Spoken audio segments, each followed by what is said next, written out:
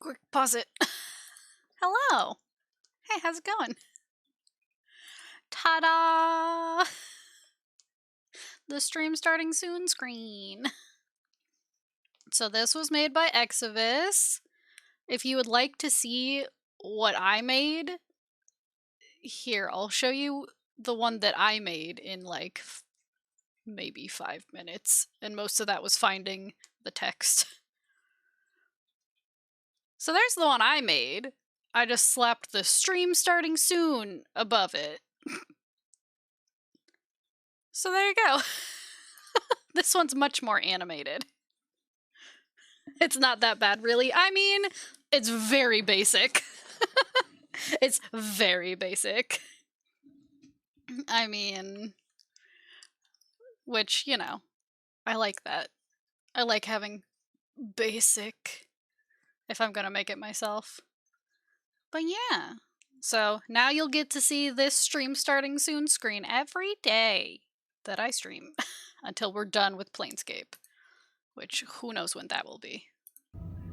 I certainly don't. Nice! And now, the game. I hope y'all like it enough to see it for a few weeks. Yeah. Yeah. Okay. Let's see. Last time... What was I doing? Where was I trying to go? I want that up. The novel, you mean, yes. The novel. Stairs up, down? I don't think I could go up those yet, right? The world. The hive. The hive. The hive. The hive. Looking great. Looking great.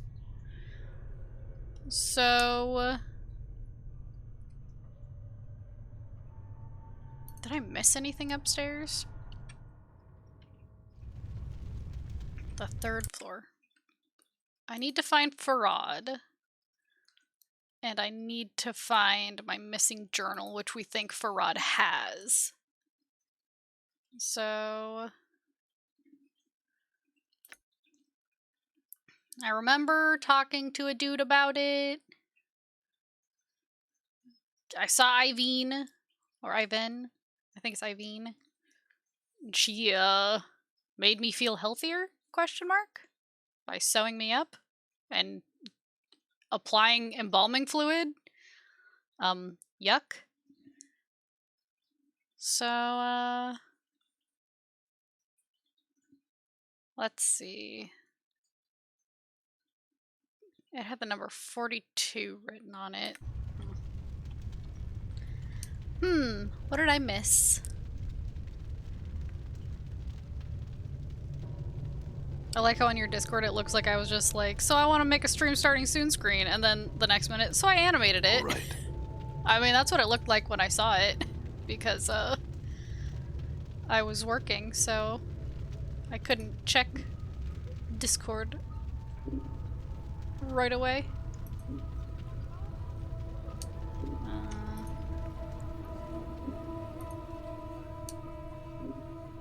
Skeleton worker? Hello. The skeleton has either seen a great deal of combat or has fallen down one too many staircases. Both its arms and legs have been broken and rebuilt with the aid of leather straps and thin iron rods. The front of its skull bears the number 863, but the back of the skull has caved in, forming an empty cavity. You notice that someone has taken advantage of this and tucked a rolled up piece of parchment inside the skull. I want it. You slip the parchment out of the worker's skull. Oddly enough, it looks as if the skull's cavity is intended to store messages. A tiny string is attached to the parchment from the hook bolted inside the skull, as if to keep the parchment from accidentally falling out. I want it. You unhook the string and glance over the parchment. It looks like a reminder from one of the mortuary custodians. Judging from the note, the skeleton seems to be a walking messenger of sorts. As you take a second glance at the skeleton, you realize that it's stopped in front of the slab because it can't figure out how to move past it. It's okay, skeleton, me too. Note to read notes, books, or scrolls. Place them in your inventory, then right-click on them to bring up their information panel. Thank you. How you doing, buddy? I'll examine him carefully. Someone has taken care to bind the bones of the skeleton with leather straps, woven around the body in such a pattern that they resemble muscles and tendons. Gross. The straps are secured to metal bolts punched into the skeleton's joints. The skeleton looks like it has seen a great deal of service. Many of its bones are chipped, and its numerous fractures are bound with sealant and foul-smelling glues. Why would I try to pry out the skeleton's joint bolts? That just seems rude. Service. Leave the skeleton. Wonder if this Greybeard would mind if I borrowed his body. Something tells me you would be twice as annoying if you had arms. Let's go. Greybeard. Greybeard, you know, geezer, old feller, yellow dog, old. I mean, well, I don't think he's in any position to object. Why not take it? Morty studies the skeleton for a moment, then shakes his head. Nah, I'd need a fresher one than this, and something with a little more dignity. This one's all creaky and fractured. And you're not? Oh, you're a sack full of laughs, Morty glares at you. Besides, you're one to talk, Burke. Mirrors beg for mercy when you're around. Oh yeah, at least I have all my parts. Fight, fight, fight, fight. Morty snorts. You're not quite sure how he managed it without lungs. I mean, let me tell you, Morty, there's nothing more satisfying than walking around, swinging your arms, breathing the crisp air through the lungs. It's great to have a body. I'll have you know that helping you escape the preparation room has now been added to my growing list of regrets, Morty snorts again. I should have let you rot. Some more, that is. Glad you feel the way. Let's go.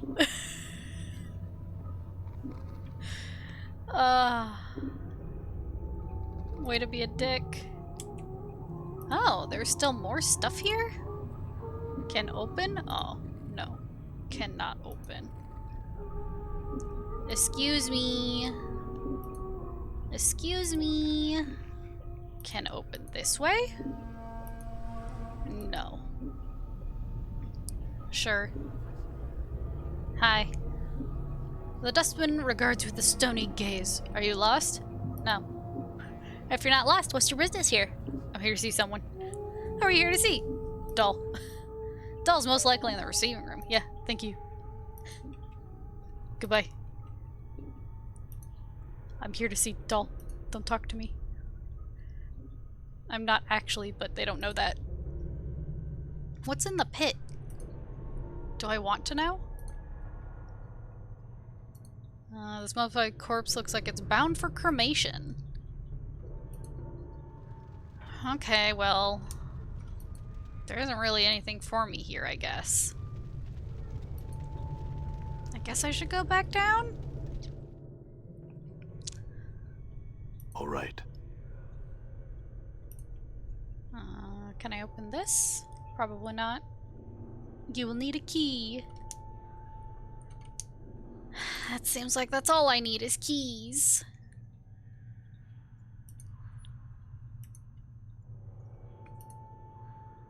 I mean, am I gonna have to start smashing zombies to try to get a key?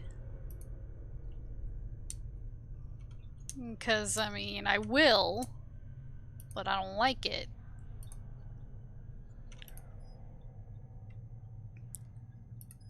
I mean, yuck. Zombies. Zombies! There's nothing I can do in there. Is that a door? That's a doll. I don't think I ever looked in this. Oh, there's nothing there. Okay. Hey, don't mind me.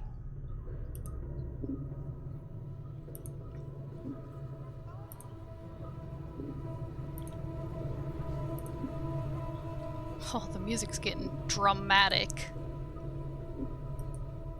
probably can't get in here. So I definitely need a key.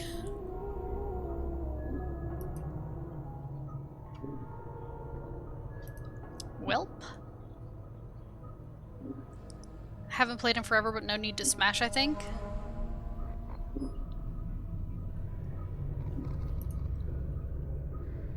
I wonder. I wonder. Where do I go? Is there something I missed upstairs? Question mark? Because that goes down, which I can't because you need a key. And then up. So the only way I can go is back up here. Where everyone just wants to ask me where I'm going. Hello, Valet! I don't know where I'm going. Done. What are you doing here? Nothing. You there, hold. No! You're not my dad. Did you find the key yet? No. You talk to all named NPCs? Who counts as a named NPC? I mean, I talked to the skeleton. I've talked to these dustmen who just want to know what I'm doing.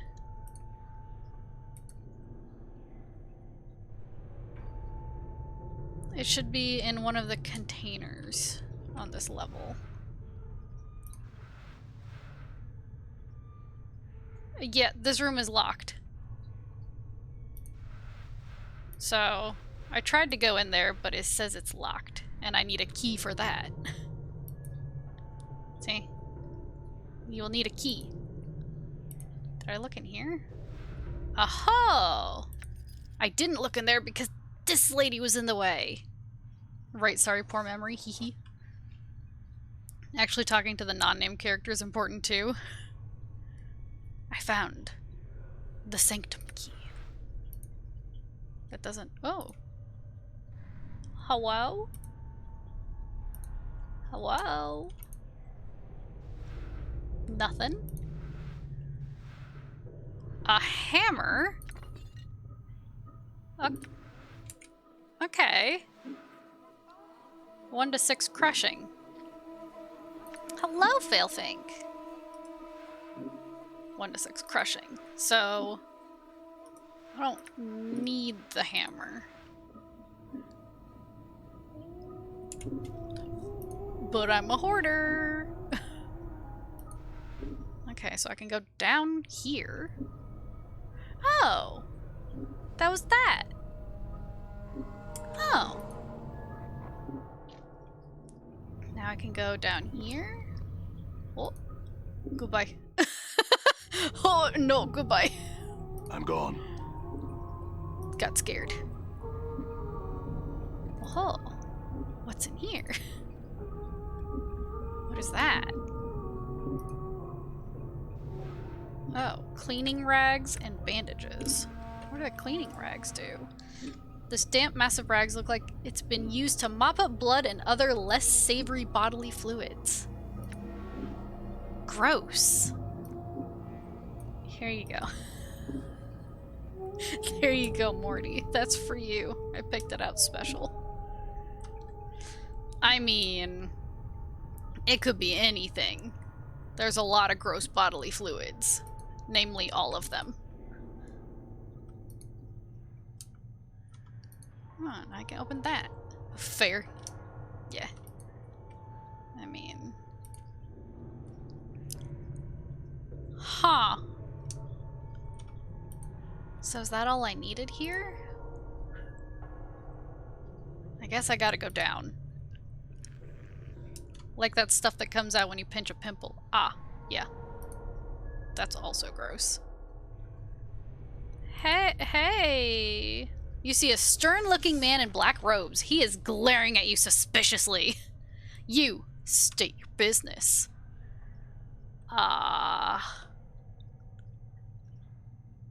Lean in as if to whisper something to him, then snap his neck?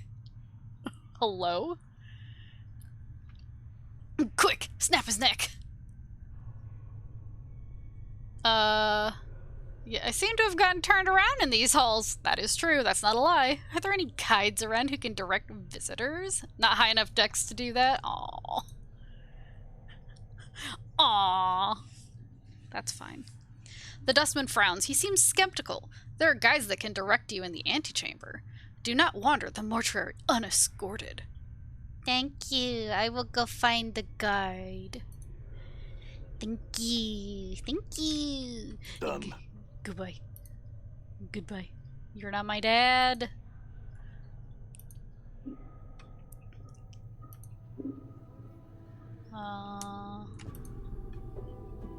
What is this? This looks like a large tomb. The marbled surface gives it a rather elegant look. Actually, he is your dad? Let's talk to the pretty ghost lady? Did I miss her? Or was I on my way to see her?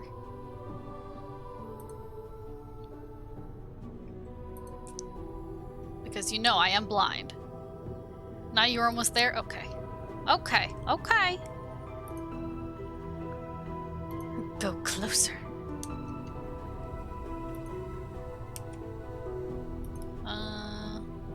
The plaque on this beer says here lies what? Daonara. Oh! Hello! You see a strikingly beautiful, ghostly form before you. Her arms are crossed and her eyes are closed. She has long, flowing hair, and her gown seems stirred by some ethereal breeze. As you watch, she stirs slightly and her eyes flicker. Hello? You. What is it that brings you here? Have you come to see firsthand the misery you have wrought? Perhaps in death I still hold some shred of use for you, my love. Wow, her eyes slowly open and she blinks in confusion for a moment, as if uncertain where she is. She looks around slowly, then sees you. Her tranquil face suddenly twists into a snarl. Her voice drops to a hiss. We need a my love counter? My love, do I know you? The spirit makes a begging motion with her hands. How can it be that the thieves of the mind continue to steal my name from your memory? Do you not remember me, my love? The ghost stretches out her arms. Think. Her voice becomes desperate again. The name Daonara must evoke some memory within you.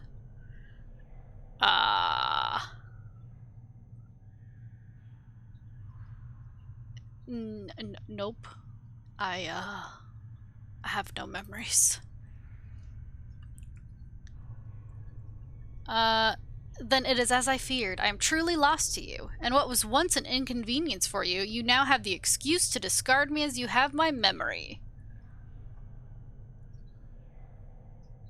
These answers will change your alignment, by the way. Oh.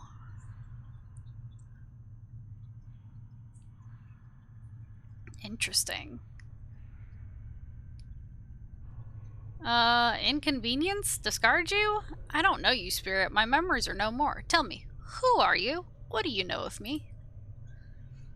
You are one both blessed and cursed, my love, and you are one who is never far from my thoughts and heart. Blessed and cursed? What do you mean? Also, when you get a chance to lie about Adon, you should do so every time. Oh.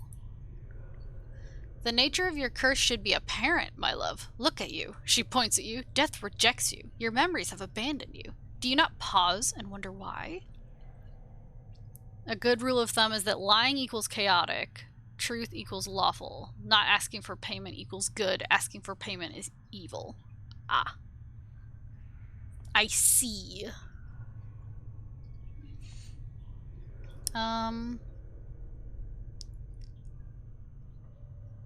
Memories aside, and assuming death has rejected me, why is that a curse?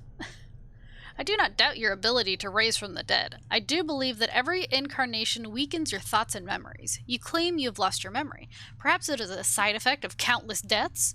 If so, what more will you lose in successive deaths? If you lose your mind, you will not even know enough to realize that you cannot die. You shall truly be doomed. Countless deaths? How long has this been going on? I do not truly know, except that it has gone on long enough.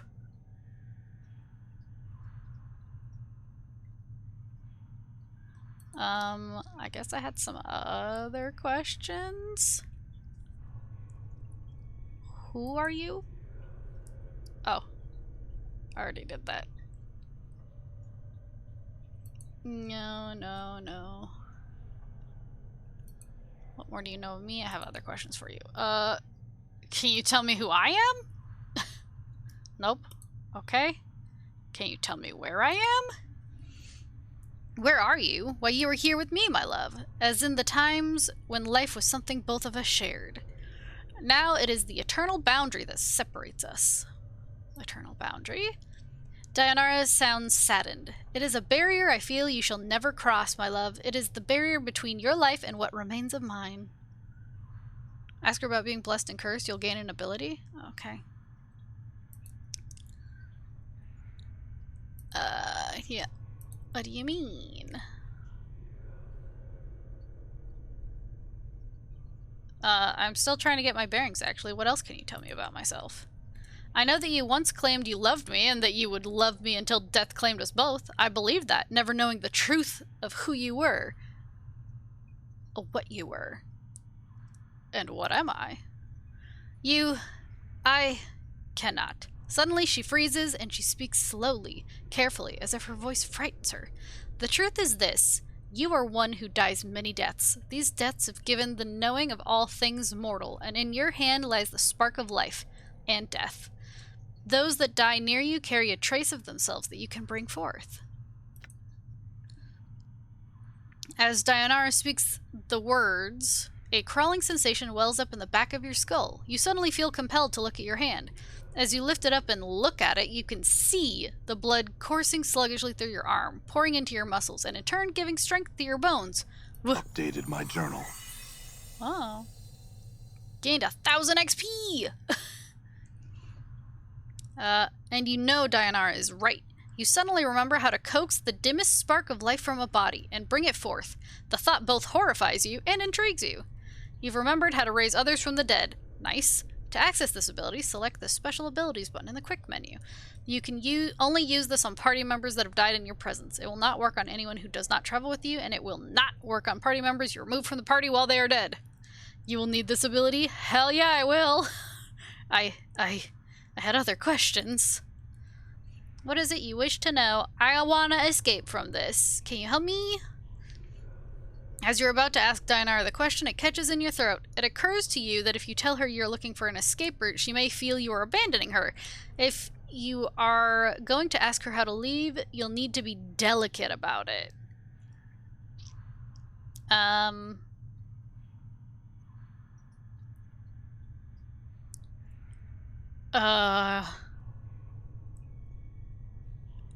you tell me how to leave this place? Manipulating your dead ex-girlfriend, right? Leave? Dayanara's voice drops to a hiss, then raises again. Leave? You ask me, who am trapped here because of you, how to leave this place? I mean... Yeah, do you know a way out? You come to me in death only to tell me that you need my aid so that you can abandon me again? Her face is a mask of fury. I died for you, my love. I suffer for it even now. Ignoring the aid that Wisdom 18 just gave you. What, this? Fine. I only ask because I'm in danger. Can you guide me to a place of safety? I shall return as soon as I can to speak to you again. That's such a lie, though. In danger? Dayanara looks concerned. Of course, my love. I will aid you any way I can. She closes her eyes for a moment, and you watch an ethereal zephyr pass through her body, stirring her hair. After a moment, the zephyr dies and her eyes slowly open. Perhaps there is a way. Yes? Oh, 500 XP. I sense that this place holds many doors shrouded from mortal eyes. Perhaps you could use one of these portals as a means of escape. Dead Zephyrs all over the place. Talk about a toxic relationship, right? I didn't want to lie to her. Portals? Portals are holes in existence leading to destinations in the inner and outer planes. If you could find the proper key, you could escape through one of them. Key? Excuses, excuses. Dianara pauses for a moment, as if attempting to remember. Portals will reveal themselves when you have the proper key. Unfortunately, these keys can be almost anything. An emotion, a piece of wood, a dagger of silvered glass. Silvered glass, yeah. A scrap of cloth, a tune you hum to yourself. I fear that the dustmen are the only ones who would know the keys you could use to leave their halls, my love. Well, okay. You didn't have to lie to her. It's not necessarily a lie. You can always come back to her later. I mean, we'll see. Okay, bye. Hold a moment. I learned much when I traveled with you, my love, and what you have lost, I have retained. I have not divulged all that I know to you. My sight is clear, whilst you fumble in the darkness for a spark of thought. I mean... and what is it your sight sees that I do not? Time itself relaxes its hold as the chill of oblivion slowly claims us, my love. Glimpses of things yet to come swarm across my vision. I see you, my love. I see you as you are now, and... Dianara grows quiet. What is it? What do you see? I see what lies ahead for you. It ripples through the plains, stemming outward from this point. Shall I speak of what I see? Okay, tell me. First, I require a promise. Promise you will return, that you will find some means to save me or join me. I'll find some means to save you or join you. Lie. Make a vow. I'll find some way.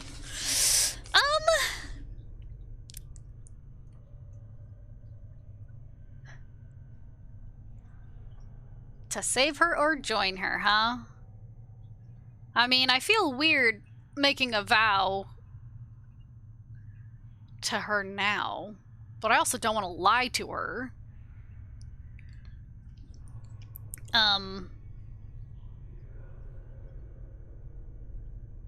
Or I could also say, God, can't believe you would blackmail me.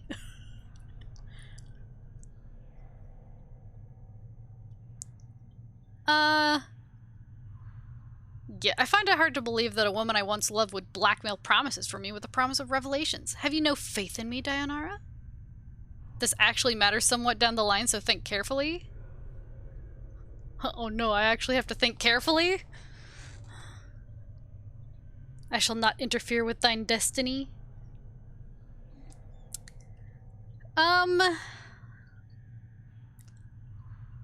Look, the most reasonable thing, I think, is saying I'll do what I can. Dianara stiffened. She looks as if she's about to say something, then sighs in defeat. Very well, my love. As before, I shall have to place my trust in you. She closes her eyes. This is what my eyes see, my love. Unfettered by the shackles of time. Oh yeah, I saw in the Discord that you made some ravioli. You just had the leftovers? Nice. Wait for her to continue. Wait for her to continue? You shall meet enemies 3, but none more dangerous than yourself in your full glory. They are shades of evil, of good, and of neutrality, given life and twisted by the laws of the planes. Okay, so I'm gonna meet someone evil, good, and neutral. Radical. You shall come to a prison built of regrets and sorrow, where the shadows themselves have gone mad. There you will be asked to make a terrible sacrifice, my love. For the matter to be laid to rest, you must destroy that which keeps you alive, and be immortal no longer.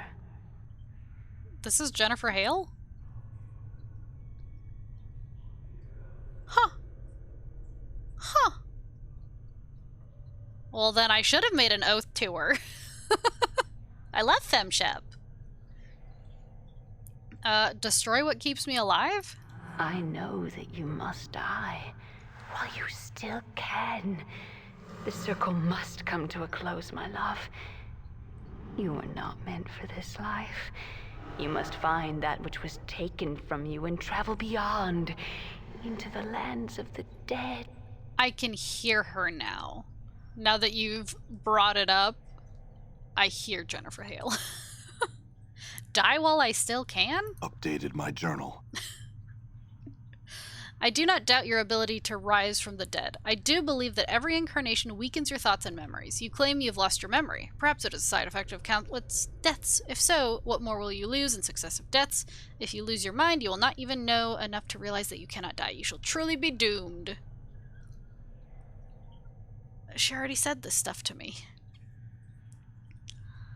Okay, bye. I shall wait for you in death's halls, my love. She smiles, but there's only sadness in it. She closes her eyes, and with an ethereal whisper, she fades. You back with me, Chief? You kind of drifted out on me there. No, I'm okay. Do you know who that spirit was? Spirit? That specter I was talking to. The woman. You were rattling your bone box with some woman? Where? Morty looks around excited. What'd she look like? She was right on top of the beard. Didn't you see her? No, you just kind of drifted out for a bit there. Just stood there, statue-like. I was a little worried you'd gone addled on me again. No, I'm fine, I think. Let's move on. I wonder what an ethereal whisper sounds like. I feel like that would give me the heebie-jeebies if I actually heard one. Well, okay.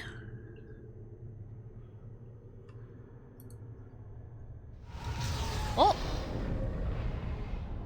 A portal! Use portal? Save. Freedom! Morty just wants action. True.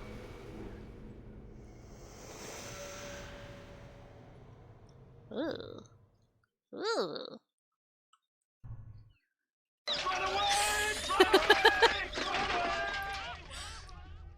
This sarcophagus appears to have been here for centuries. There's no lid. The exterior seems to be made of solid stone. Money? Pen's note. This note has been written with remarkable penmanship upon the finest parchment. Vaxis, if you're reading this, then you have undoubtedly failed in your task and have been forced to use the escape route I arranged. I told you that your little disguise idea was ridiculous.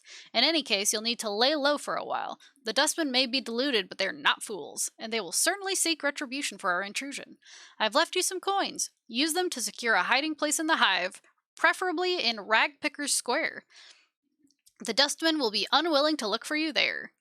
Once you've secured a new hiding place, I have a new mission for you. Find out where Farad is getting those bodies he's delivering to the mortuary. It's apparently causing the dustmen a great deal of upset, and I wouldn't mind knowing myself. Reports are that stone-faced dustman at the Gathering Dust Bar, Initiate Emmerich, I think the fool's name is, has been sending out finders to try and mark Farad's movements. See if you can find out how far along he is and hinder his efforts until we know more about Farad's activities. I don't want Emmerich finding out something before we do. Interesting. Interesting. Is there anything? Oh. This brazier has long since run dry of oil. Only ashes remain in the bottom. Question? Another one. Okay. Okay. Hello? Oh.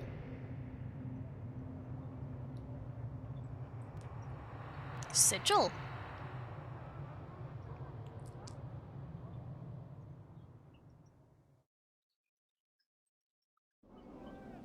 Oh, achievement unlocked. Mortuary gate. Hive dwellers. All right. Should I talk to them? Hello. Go see the post if you're trying to find your way around. It's standing outside the Gathering Dust Bar. Okay. Wherever that is. Okay, I can't go any further than this. That's as low as I can go. What is this? Hello? Small dwelling. Angiar. Turn off quick loot? Oh. Yeah. Hello. This man looks haunted. His eyes are half-lidded, as if he has had trouble sleeping, and his hair is long and unkempt. His beard is flecked with bits of dead skin and old bits of food. He doesn't seem to notice you as you approach. Hello? The man glances up at the sound of your voice, and his slack expression vanishes. It looks like someone has lit 2 fires in his eyes. What be your business barging into me house? His eyes grow narrow and his teeth clench. Get, or I'll send you back to whatever grave you crawled from.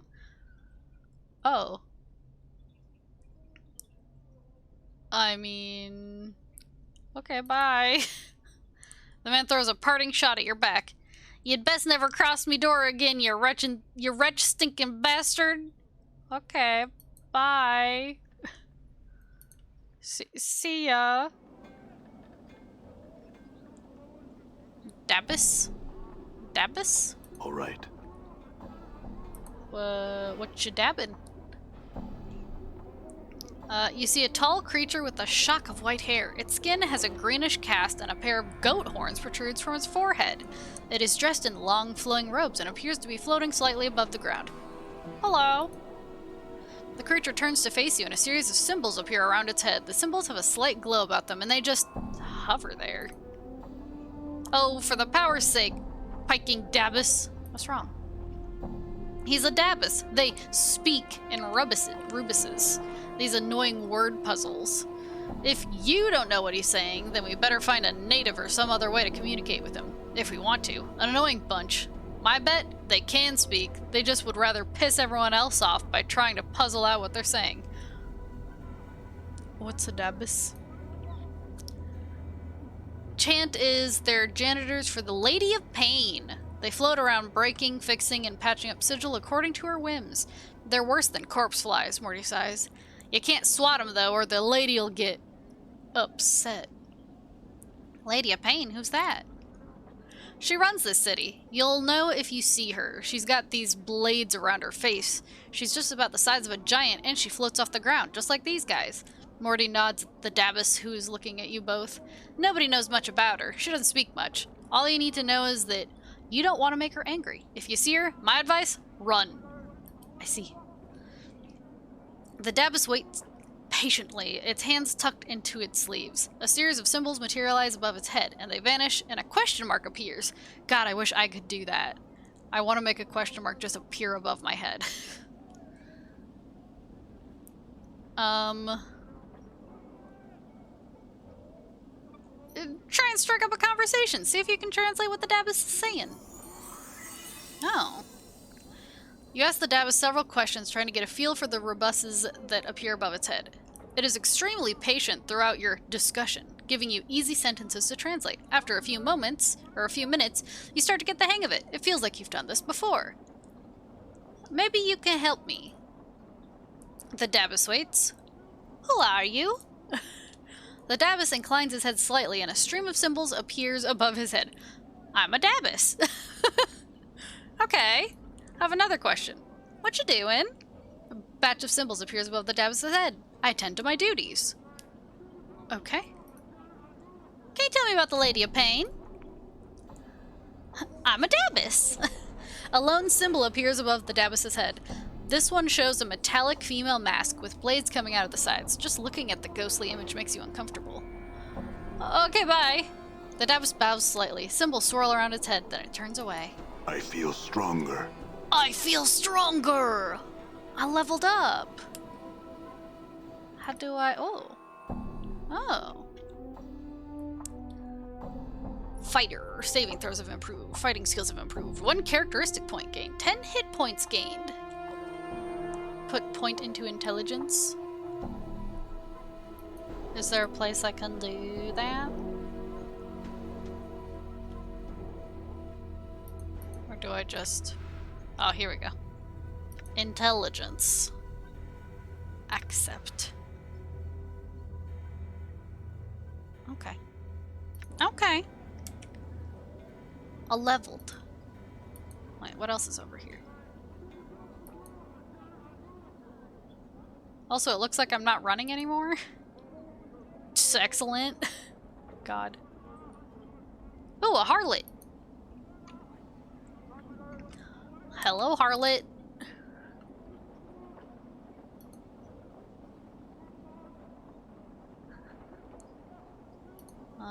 Gathering Dust Bar.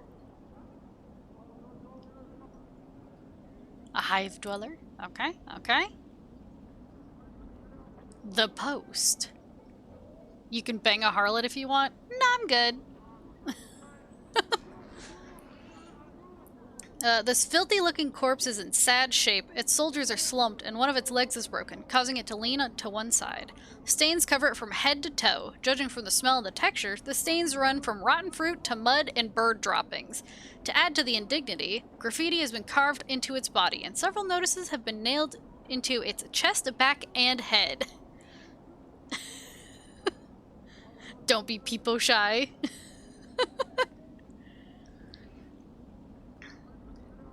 But Morty might want to. Wink wink, he might even gain a special ability from it. Now, I don't know about that. Examine the corpse. Despite the many stitches, the corpse's rotting skin is peeling in several places, revealing long stretches of muscle and bone. You'd guess that the zombie is frequently used as target practice. The fruit and mud stains aside, some of the tears in the skin still have rocks and bits of glass lodged in them. One wicked-looking cobblestone is still embedded in the side of its head. Oh. Can I take it?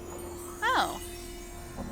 You grab a hold of the cobblestone and pull it out of the corpse's head. Traces of brain matter and rotting flesh slowly drip from it. It looks like whatever was in its head turned to ooze long ago. You're dead serious? Oh my god. Examine the other notices. A number of the leaflets have been ruined by rain, but some of them are still legible. One tacked to his back is from something called the Office of Vermin and Disease Control. The one on his forehead looks like a bill of fare for a restaurant. One on his chest looks like an official notice, and another appears to be some sort of want ad. So's Morty. I want to look at the graffiti. The graffiti runs from obscenities about the dustmen to slogans glorifying what appear to be local gangs. One piece of the graffiti catches your eye. Someone has carved the name Farad in the corpse's left arm, then slashed an X across it. Morty's the horniest character despite being just a skull. I mean, he seems like it. Okay, let's look at the other notices. Look at the post for Office of Vermin and Disease Control. To those hive citizens wishing gainful employ with the most honorable and generous sigil government, inquire forthwith at Office of Vermin and Disease Control to help stem plague of brain rats. Bounties paid. Copper given for each rat tail brought. Tails must be genuine and from rat only. No cat, dog, or fiend tail accepted. Office several streets south and west of Mortuary Gate in Lower Hive. Ask for official inspector in charge, the respected Phineas T. Lord. XXXXIX. I would read that, but my brain... 39th? Oh, I guess that makes sense. Because each X is 10, and this would be 9. Huh. Let's look at the other notices. The bill of fare. Someone has posted a bill of fare for the Gathering Dust Bar, but the bill of fare cannot be read as the words Smoldering Corpse Bar have been scrawled in charcoal over the bill. Smoldering Corpse Bar? The zombie immediately jerks its left arm upwards and points far to the southeast. A moment later, the arm falls back to its side with a thump. Reminds me of Jabba once had. He seems embarrassed. Well, I mean, without the arms. I wonder if this would work with the other notices. The official notice. Public notice. By the order of the Judiciary Council and in accordance with the citizenry of Sigil, let it be known those defacing a registered servant of the Dustman, either by graffiti, malicious attack, or by posting notices, will constitute felonious assault, and the perpetrator will be answerable for the vandalism of said servant, by the order of the Hall of Speakers. Look at the graffiti now and ask about fraud. I want to read all the things first, though. Wanted, able-bodied person willing to investigate a matter of the utmost importance to the Dustman cause. Will offer suitable compensation upon successful completion of said task. Interested parties inquire with Initiate Noroch Gathering Dust Bar. Gathering Dust Bar. The zombie immediately jerks his left arm upwards and points west to the building before you. A moment later, falls with a thump. Okay. So let's look back at the graffiti. Farad. Updated my journal. The zombie immediately jerks its left arm upwards and points far to the west and downwards. A moment later, the arm falls back to its side with a thump. Thank you. Updated my journal. Excuse me, Dustman. I want to go in here. What are we doing in here? Let's say we just give this place the laugh, all right? Sip. Dustman. Norwich. Dustman. Awaiting death. But hookers? Okay, okay. And cocaine? Well, I don't know about that one. All right. Okay, don't tell Twitch. I'll go with the brunette. Hi. You see a tired-looking woman dressed in a tight leather bodice and leggings. The odor of cheap perfume surrounds her like a cloud, and her face is covered with a mask of crude makeup. She smiles as she sees you. Why don't you stay and chat with me a bit, love? Hello. The woman looks coyly at you. Now you look to be a blood who's lost something. Mayhap I can help you find it, Cutter, she smiles slightly. Oh? What good fortune! We probably lost what we're looking for back at your kip, miss. Oh, that's Morty. I mean... maybe you can help me find what I'm missing, miss? Her tone becomes businesslike. I love, now there's the matter of a finder's fee. Okay, how much? Some coppers for a glance at what you're missing, and 10 coppers to actually find what you're missing. You don't have to yourself. Never mind, I had questions. The one frowns. I'm not a tout. She frowns and then rubs two fingers together. Unless you've got some jink to pay for me, my time. Okay, no, bye. You're lost when you get tired of losing things and need to find some things. Love, you come see me. Okay, goodbye. Chief, can you sport me some jink? It's been a long time, it has. I mean, I'm not even gonna ask how you intend to accomplish this. The woman breaks in. It's twice the cost for the mimir. The mimir. Or any other degenerate. Mimir? Mimir's a talking encyclopedia. That's me, Chief. I see. Well, don't sweat it, Morty. From the looks of her, I'm probably saving you from dying twice. May a pox shrivel your innards. You have the stinking fashion sense of a goat herd, and you're twice as ugly. New taunts, all right. Morty stares, hypnotized, as the harlot lets loose a stream of obscenities. At the end of the verbal avalanche, Morty is silent for a moment, then turns to you. Wow, Chief, got a few more taunts for the old arsenal. He turns back to the harlot, who's catching her breath. I'm also in love. Okay, bye. Okay, bye. She taught him how to swear some more. Dustman. Sarah the Skeptic. As you approach, the elderly woman turns and stares at you. La, look who's come a-calling on Sarah today. Death's dearest son. She looks you up and down, then shakes her head in disbelief. By every power and its mother, boy, what crypt did you crawl out of? Morty has a special ability that can enrage enemies and cause them to attack him only. It gets improved when he hears other people swear or rage. Oh my god.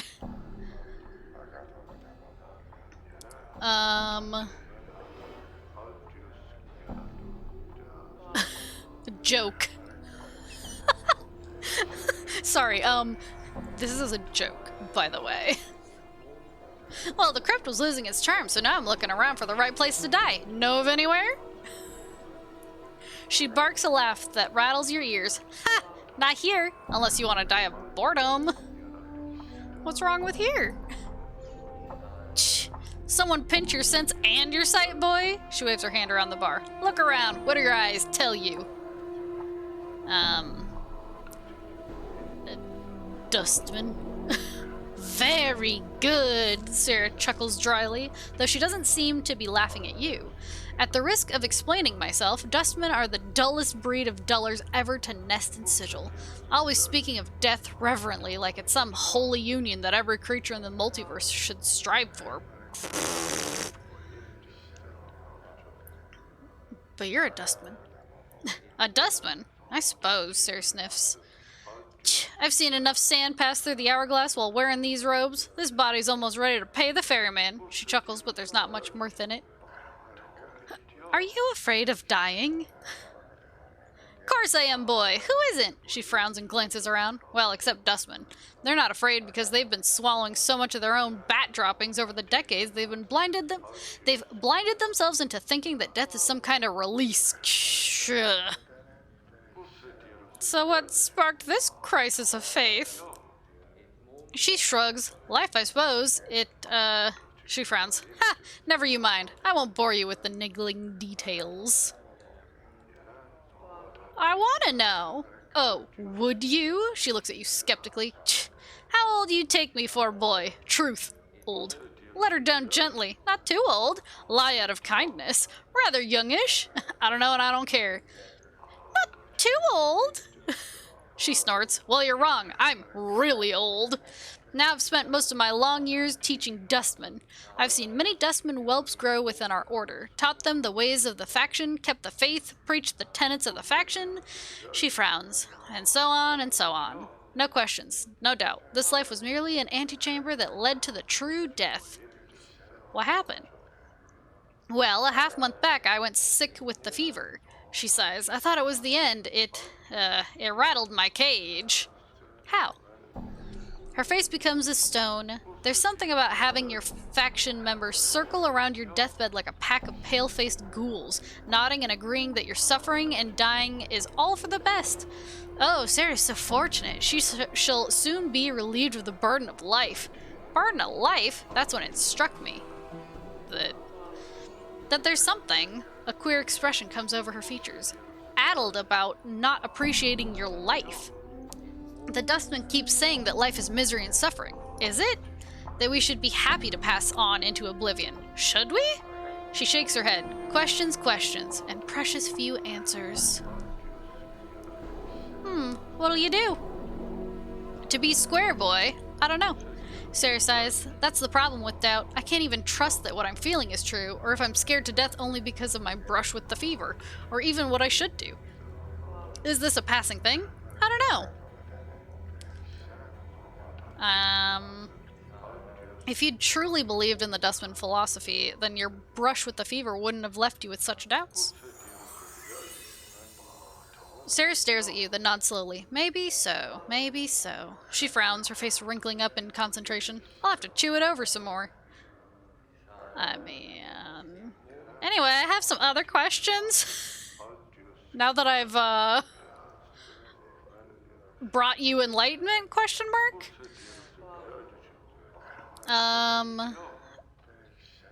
Let's see.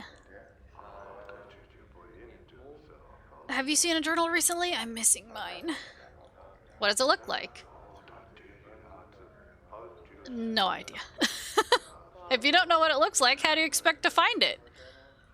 I don't know. I have other questions. Questions, eh? Well, you can ask. Sarah looks at you with a steely eye, then smiles. Crypt crawler. I'm searching for a man named Farad. Have you seen him? Sarah's face crumples into a frown. That dog? He's the worst of the collector lot. I heard he has his kip set up somewhere in Ragpicker Square, many streets west of the mortuary gate. Dangerous place, though. Some of those collectors aren't patient enough to wait for folks to die so they can sell them for jink. Collectors? They're vermin that scavenge the bowels of the hive for bodies to sell to the dustmen. Make a living off the dead. A motley breed. Makes you ashamed to share the same city with them, she sighs. Tch. At least they help keep the streets clean. Okay, goodbye. You stranger, speak with me a moment? You? Hello? Dog. This tiny, wizened man is dwarfed by his huge dustman robes. They look as if they were chosen to cloak his small stature. Although he looks to be in his late 90s, this man is extremely energetic. He fidgets continuously, and his eyes dart around the bars like a bird's. Hello. The man's eyes gleam as he takes your measure, and he gives a slight nod in greeting. Hail and well met, traveler. You look like one who is just getting their sigil legs about them. You got water nearby? Important to keep hydrated with all this reading. I have Gatorade. Speaking of, I will take a drink.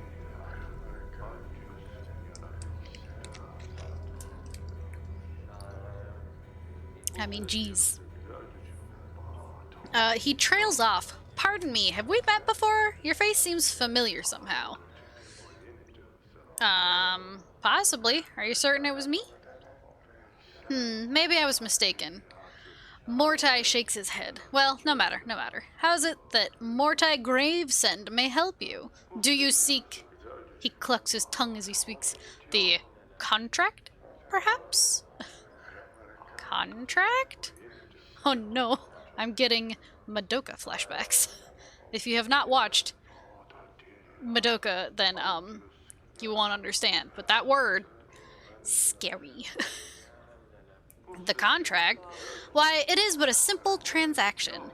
From the depths of this huge robe, Mordai pulls forth a dusty parchment and a quill pen. I give you 50 commons. In return, after death, the Dustman faction may claim your remains. He smiles, then clucks his tongue. What use will you have for them at that point, anyway? What do they do with the body? Even though I know, because I was there. Mordai holds up his hands as if he doesn't know. What does it matter? It's of no consequence when you pass on. Do I want 50 coppers?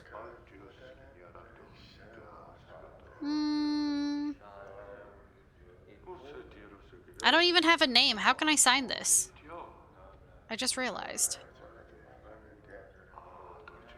No, I have some questions, though. Of course, Mordai nods. It would be my pleasure to answer any questions you may have. Sell your soul for 50 copper? Sure, what could go wrong? I mean... Have you seen a journal recently? I'm missing mine.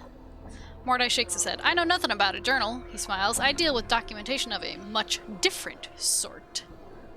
Okay. I'm searching for a man named Farad. Have you seen him? Mordai frowns. He's one of those collectors, isn't he? I know little of him. I think Initiate Emmerich mentioned him in passing. Mordai glances around. Emmerich should be around here in the bar somewhere. He can usually be found in the far corner at the head table, I believe. Okay, goodbye. Mordai nods as you turn to leave. He has a strange expression on his face. Is there something wrong? Mordai frowns. Forgive me, I must ask again. Are you sure we haven't met before? I don't know. Mordai shakes his head. Well, no matter. Farewell. Yes, farewell, farewell. Mordai studies you as you leave, and you hear him mutter under his breath. Something about that one. What about me? Huh? What about me? All right. Dustman, zombie bodyguards, zombie worker, old Copper Eyes. Hello? Before you is a tall, silent figure. He could easily pass for a statue, although the deep furrows on his face and brow makes you wonder if the sculptor was a little too eager in defining the face with a chisel. He looks well over 50 years old, but exactly how much over 50, it's hard to tell. As he slowly turns to look at you, you catch the dull sheen of copper in his eyes. Remember to press tab? Oh yeah. Hello. Old Copper Eyes stares at you. His eyes are difficult to make out past the black well of his eye sockets, but they look to have a coppery sheen about them.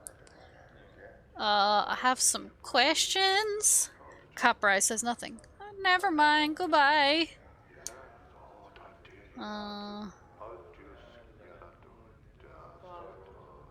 What am I looking for?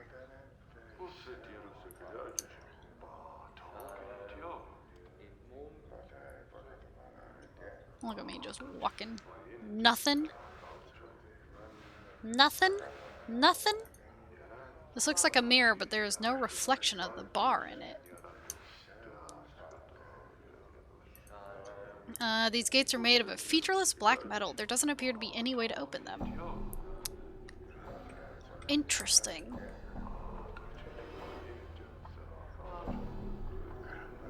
Heh. You see a spindle-thin dustman in dirty black robes. His stiff black hair springs forth from his skull like a crown of spikes, and his leper-white skin is drawn sharply across his skull. He is frowning into his drink and mumbling to himself. Bottom table has named NPC as well. This guy? Or is there one even further below? Oh, down here? Hello. The dustman looks up, blinks once, and then looks you up and down, studying you. As he studies you, he takes one of his spiked locks and points at himself with it. Naroch, Initiate, Dustman, Guard. Oh. Can I ask you some questions? He shakes his head, then gazes back down into his drink. Oh, are you using anything wrong? You look troubled. Naroch touches his face and traces the shape of his frown with his fingers. Troubled? Yes. What's wrong? The dustman looks you up and down. Many troubles have I. Help can you? A mausoleum awakes. The dead walk and the dead disturbed. The dustman disturbed. Find out what disturbs the undead, and copper coins I will pay. Okay, where's the mausoleum? Updated my journal. Updated my journal. Naroch nods. Mausoleum by Dustman Memorial. Go north and west from Black Monument. Go to Arch and a semicircle over your heart with this finger this make. Dungeon crawl side quest? Oh, no. He wiggles the index finger on his right hand. To the mausoleum go you will. Okay. Oh, I see. Awaiting death. Hello, awaiting death. Before you is a young dustman with stubble on his chin and dark circles beneath his eyes. He's staring at the wall with a somber expression. Hello. The dustman doesn't look up. He stares straight ahead, as if he is seeing something several leagues beyond the walls of the bar. Can I ask you some questions? The dustman doesn't respond. He keeps staring into the distance. Alrighty then, Morty hisses at you. Let's go, Chief. This dusty might as well be fertilizer. Fair enough. I guess let's get out of here. As you turn to leave, the dustman suddenly speaks, his voice barely a murmur. You have to strain to hear the words. You think he said something about wanting to die. You think? What'd you say? The boy's expression does not flicker. Do you want to die? Oh. Are you threatening me, boy? Do I? No. Do you? Yes, he studies you. Why do you want to live? I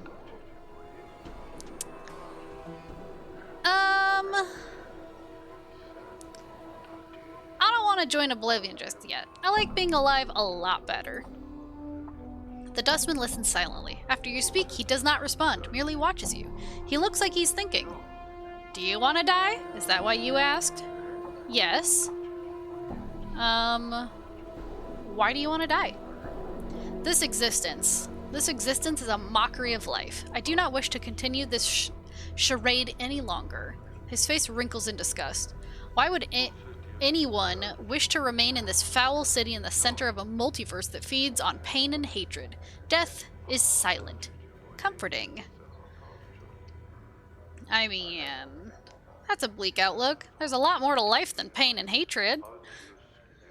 This is living? He bares his teeth, and his hands clench. This existence is a mockery of life. I do not wish to continue the charade any longer. Death is silent. Comforting. I mean...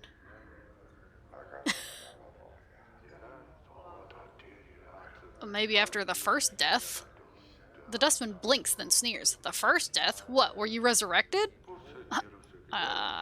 Would you like to see? Would you like to see?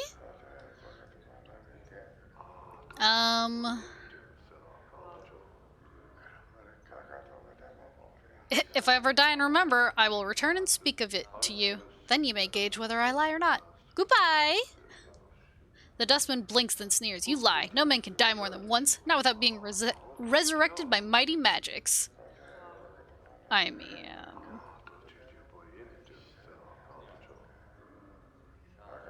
Would you like to see? What do you mean? He looks like he wants to turn away, but he cannot. You can't seriously. Take your hands, twist your neck. Your vision slowly returns. Your death felt different this time. You see awaiting death standing above you. He looks horrified and fascinated. He has propped you in a chair and is looking apprehensively at the other bar patrons. They don't appear to have noticed or have mistaken you for a drunk. Convinced now? Are you one of the Walking Dead? Yeah. Yet, you still think, you still feel. Yes, but there's a hollowness. Something is missing, and it eats at you, never leaves you at peace. To be dead and still think and feel? Will misery never leave a body be? The thought seems to horrify him. Even death is no release. Indeed, perhaps you should not be so quick to abandon this life before knowing what the next knife holds for you. The next knife. Life.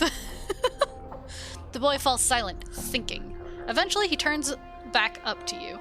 Your words carry weight, sir, and a fresh perspective. I will do as you have said. That's all I ask. Live, grow old, and learn. Farewell! Wowzers! Snapped my own neck, huh? I must go for a moment. I shall return. Alrighty!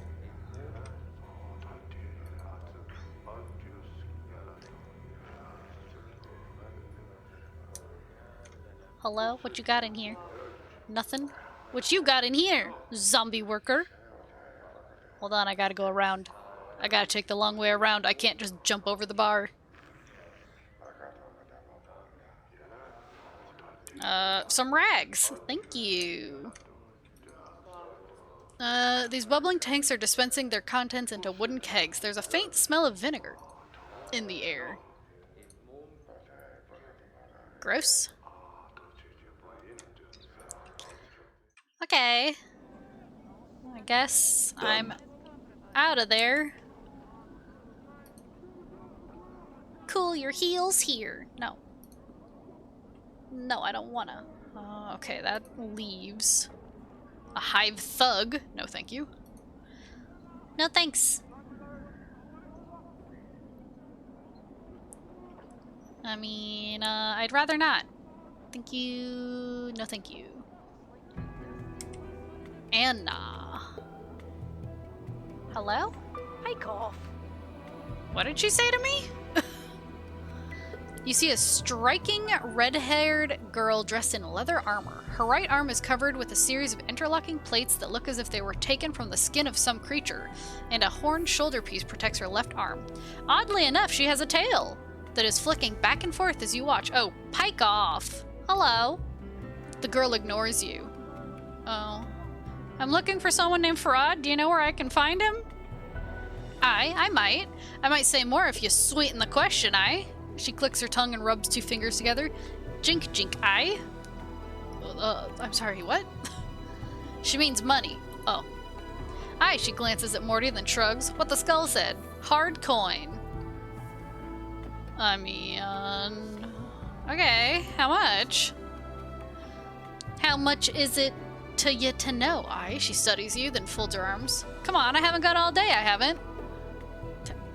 10? That lump of copper isn't enough to whet a faded's appetite. You'll be needing more if you want to make friends here, tard. I'm sorry. Rude? 20? Alright then. She pockets the money. It's gone so quickly you have no idea where it vanished to. Look for him in the alley spireward from the mortuary. That's to the south and west of the mortuary. Okay. South and west. I have some other questions. And what's it you want? You have a tail! do I now? The girl looks at her tail. So I do. And here I was thinking that it was a trick of me eye. My, aren't you a sharp cutter? She bares her teeth. Why don't you piss off to whatever hole you crawled out of and leave me be? Me nor me tail is for trade, jig? Oh, I was just curious. It's just as well neither you nor your tail are for sale. You couldn't squeak out a living with them anyway. What are you about, you blighters? Say it again. I mean... He said, and I disagree, that you couldn't make a living selling yourself. Or he said, and I agree, that you couldn't make a living selling yourself. He didn't say anything, but I'm still curious. Why do you have a tail? One more word and Anna is without tail. I mean, why do you have a tail? The girl's eyes narrow to slits. Are you daft? Can it be that you're dumber than stone? Or mayhap you're the power of ignorance? May the dabbus brick you over and make you street. Look. She's a tiefling, chief. Oh. They got some demon's blood in them, and that makes them paranoid and defensive. Nice tail, though. Shame it's plastered on such an ugly body. Whoa, now. You better latch your bone box, you foul-mouthed murmurer, before I splits it from your jaw, jig. Why don't you try and split my jaw, chit? All I'm hearing is a lot of chatter from some hive trash. Throw a punch, I dare ya. I'll bite your legs off. Enough. Aye, that's right. Leash your mimir, tard, or I'll bury him with his body, jig. Okay, God. Jesus. I'm missing a journal. Have you seen one? She looks at you strangely. Nay, I've seen nothing like that. I haven't. Okay. Thanks anyway. Bye. I pike off to wherever you came from then. Okay, goodbye. I mean, oh, wow. I guess I go... Hive Dweller. Another harlot. What is this? A huge monument. There's no name or plaque identifying what it is honoring. Bane the Sender? Hello, your bright colors. That makes me want to talk to you. You see a heavy-set man with sharp features and a pained expression. Despite his huge frame, however, he has an effeminate look about him, and unlike the other residents you've seen, he looks to have bathed recently. Oh. As you approach, he looks up hopefully and calls out in a high voice, "Craddock, good sir?" What? His hopeful expression dies as he studies your face. "1,000 apologies, good sir, if I have given offense." He gives a slight bow. "I am called Bane the Sender, third child of Bane the Sender. I am one of the many runners in the employ of House of Senders." No apologies necessary. What do you want? 1,000 apologies for troubling you with such a trivial matter, but I seek Craddock, an overseer in the hive. Bane looks like he's in pain, but alas, he eludes me. He looks at you hopefully again. Could it be you have heard of such a man? What? I'm sorry, I haven't. Bane gives a deep sigh. I am bound to deliver a message to him, and as yet, fortune has chosen not to favor me. I mean... I could help. If I come across him, I could pass along your message. Bane's face lights up like a lantern. Oh, fortunate day for Bane and the House of Senders. Any assistance you could provide would be most welcome. If you can find this Craddock and pass along the message, I shall see to it you are paid for your troubles. Okay, what's the message? Bane recites the message almost like a mantra. The shipment must be cursed by the 3rd day, or there will be a penalty. Bane frowns. I am told that Craddock will know of the shipment to which the message pertains. Okay, if I see Craddock, I will pass along the message. Is there anything you can tell me about him before I go that might help me find him?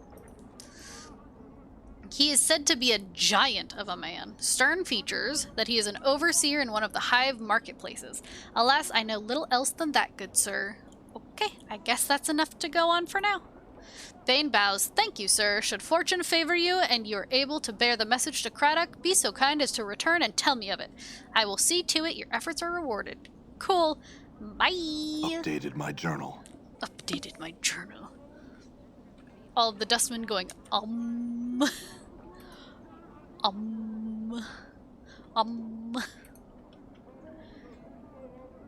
hive thug. Pox. Hello? This cowled figure is hunched by the mortuary gate. His face is obscured by the shadows of his hood. What little you can see is his chin, which is covered with stubble and what appears to be a foul green and purple rash. The rash seems heaviest around his neck, fading as it crawls up to his chin. Hello? The figure doesn't budge. There's a moment of silence, then he responds in a high-pitched voice that sounds more suited to a girl of 10 years than a man. Hi? Who are you? Pox am I? Hi. Pox? Mother and father named me. Wished a pox on firstborn, a curse given. Came true it did, hi. Again, your eyes are drawn to the purplish-green rash covering Pox's chin and neck. Oh. I had some more questions for you, I guess. What are you doing? Waiting for debtors, do I? Hi. Debtors? Corpses? Why? Find a debtor, take him through the gate, get some jink, then again I wait. Hi. Ah. Through the gate? Why? A debtor's to a dustman, what's coppers to a collector. Bring them the dead, they give you a copper at the gate, they do. Hi. Why do they pay for the dead?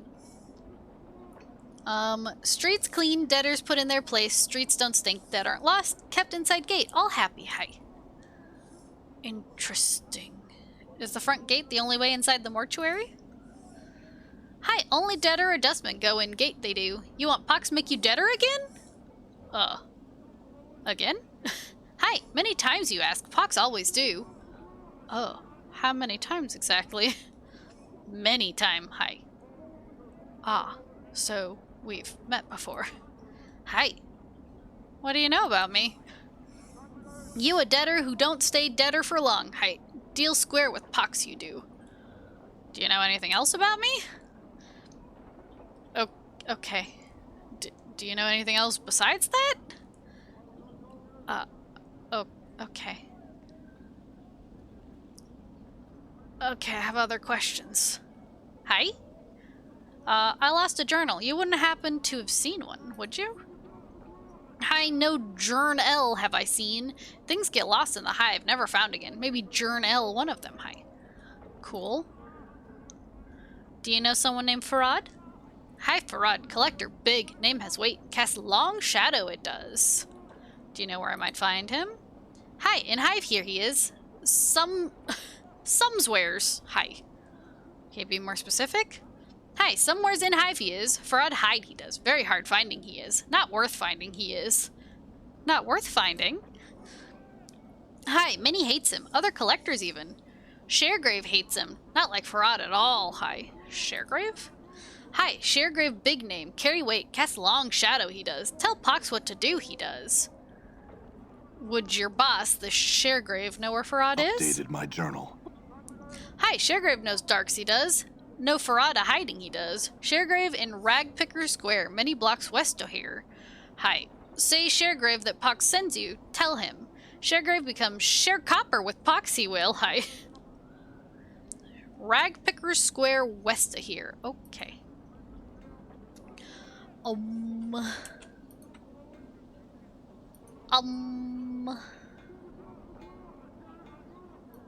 there's another Debus. Quentin? What is this? This obsidian monument has names chiseled on it. The man before you looks to be middle of height and years. He is stout with a thick, bullish neck, and his shoulders are hunched, as if a great weight was pressing upon them. He wears an impatient look as he stares at the black monolith in front of him. Hello. The man throws you a glance. There's room, Cutter. No need to ask my leave to stand here. Actually, I wanted to know what this monolith was. It's a tombstone for the plains, he scoffs. Graveyards of names are scratched on that rock. Can only hope my name's the one that'll split this stone in twain. He points at the base of the monolith. Quentin. Right there, hammered in just hard enough to send the damn thing crashing down. A tombstone for the plains? Aye, Quentin smiles ruefully. The Dusties scratch the names of the dead on this monument here, he gestures around him, and on the walls of this place. Not enough space by my reckoning, but no matter. They do their best, can barely read half the names. And what are you doing here? Reading the new arrivals. Try and find a new one every day. Try and remember if I knew him. Nothing more. So they record the names of all that have died on this monument? Aye, they scratch them on this rock, and scratch them on the walls in this place too. Quentin scoffs. I don't know why they take the trouble to take a counting of the dead. The Dusties have, more care for the living. The living? Aye, you know about the dustman mourners that come to this place? They aren't mourning the dead, see? They're mourning the living. You can barely get a word in them edgewise without asking them to mourn some poor living Burke for you. Why do they mourn the living? You got me there, Cutter, he shrugs. Might want to put the question to them. Seems to me the dead are thrice worth the pity of any poor sod living in this pit. He nods at the monument. Every name on there is blessed in my book, it is. Ever know anybody who came back after their name was put on there? You mean come back from death? Quentin shakes his head. Not a one, Cutter. Everything that lives dies, and that's the way of things, he shrugs. Still, considering the plains go on forever and all, I suppose anything's possible. Huh. I suppose so. Say I had some other questions for you. No harm in asking, Cutter. Never mind. I asked you all the things. We're being watched, Chief. Just look natural. Casual. I'm being watched? Hello. This woman's face looks broken and she's covered in scars. They look like bite marks and fingernail cuts. She is cradling the shreds of several rags in her hands and is staring emptily at the wall of the monument, at the names there. Hello. Get you back. The woman's teeth peel back, displaying a row of black canines. What you want of Sevtai? What's the matter? What's wrong? These cows... Chaos men wrecked my cart, attacked me, and killed 3 of my sisters who tried to stop them. Not sisters anymore. Now there's nothing but names on this memorial wall. Chaos men? Chaos men, a faction, they says. What they are is an addled bunch that runs wild through the hive and does whatever they please. We never did no harm to them. Then they lope in like dogs and tear apart anything within their reach. Who are these chaos men who attacked you? They're a hiver gang, a bunch of addled sods that call themselves the starved dogs barking or some such barmy nonsense. Huh. I mean... Their actions were unjust. If you wish, I can see that the matter is rectified. If 3 deaths they caused, then 3 deaths shall these starved dogs suffer. A copper earring in your purse if you pen 3 of those murdering sods in the dead book. Jig? Cool. I'll see to it that they're put in the dead book. Can you tell me where they might be found? Go out the south gate, spireward from here, then walk around the block until you comes to a place where men run in circles, howling at the sig sky. There's the starved dogs they are. Cool. Updated my journal. I will find them.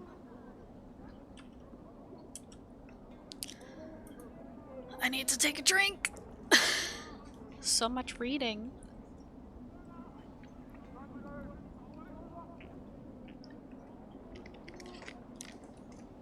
Okay. Death of names. You see a dustman with a crooked smile frozen on his face. Despite the smile, his eyes are as dull as stones. His right arm is shorter than the left, and he keeps it tucked to his side as if cradling a small child. Hello. The dustman's eyes slide over you. Name. The way he speaks the word, it sounds like the tolling of a bell.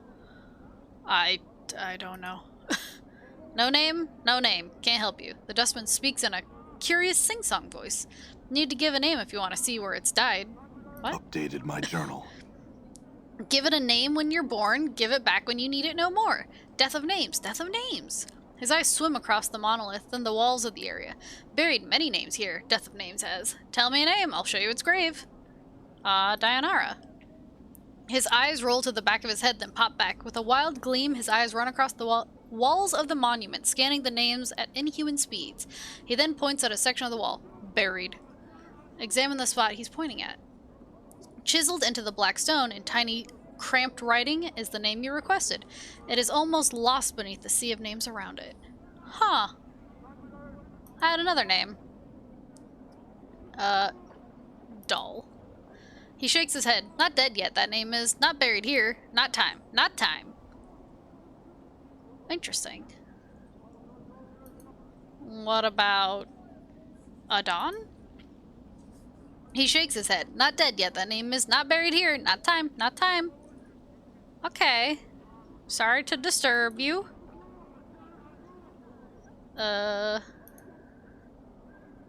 Guess we go wander around some more. Some more thugs. Some more hive dwellers. Oh.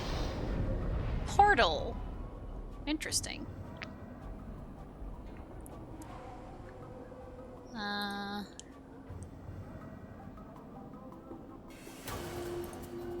Oh god, they're attacking me. Hey. Hey, why are you attacking me? Rude. Rude. Bullies. Oh my god. A critical miss, of course. Get him. Get him. Yeah, get him. You can't run away from me. Get back here. Get him. Hey. Hey. Come here. Come here. You big old baby. You're the one who attacked me. You came at me. Get back here. Get him. Get him. Damn. Yeah. I did it, guys. I murdered. A clot charm. Thank you.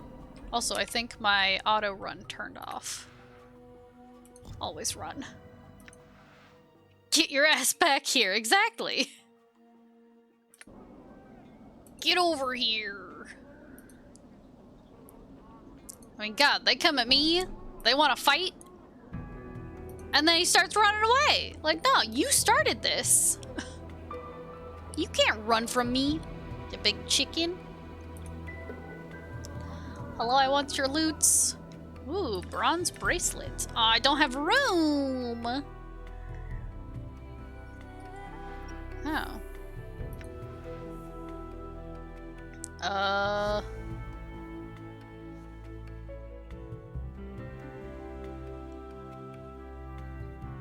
I should give some stuff to Morty. Gimme. Here you go, Morty. Interesting. I mean, God. Okay, well, I guess I need to leave this place, huh?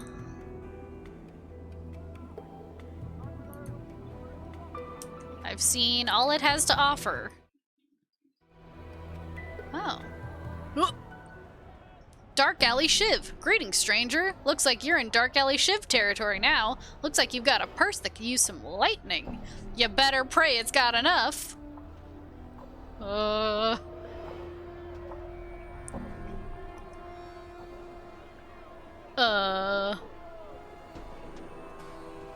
Already paid this time through.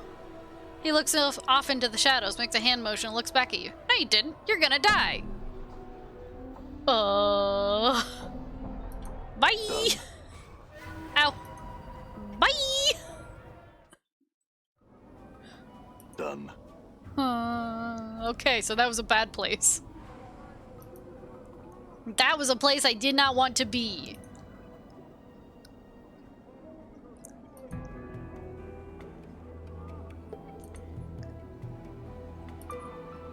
What if I go this way? Oops. Press W.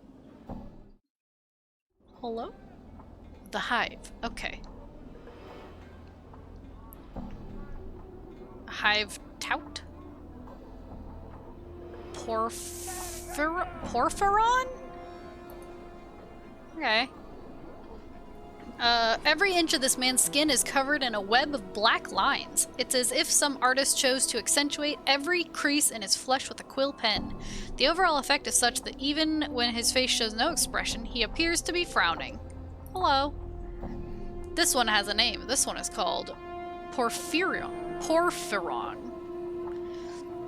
The man's voice is like a gong. As he speaks, the lines on his face bend and settle into a series of spherical patterns. This one would know. Why do you address this one? I just want to ask you about the city. This one would have you know, this one cannot answer your questions. The lines on his face twist into angles, then split into a mess of scribbles.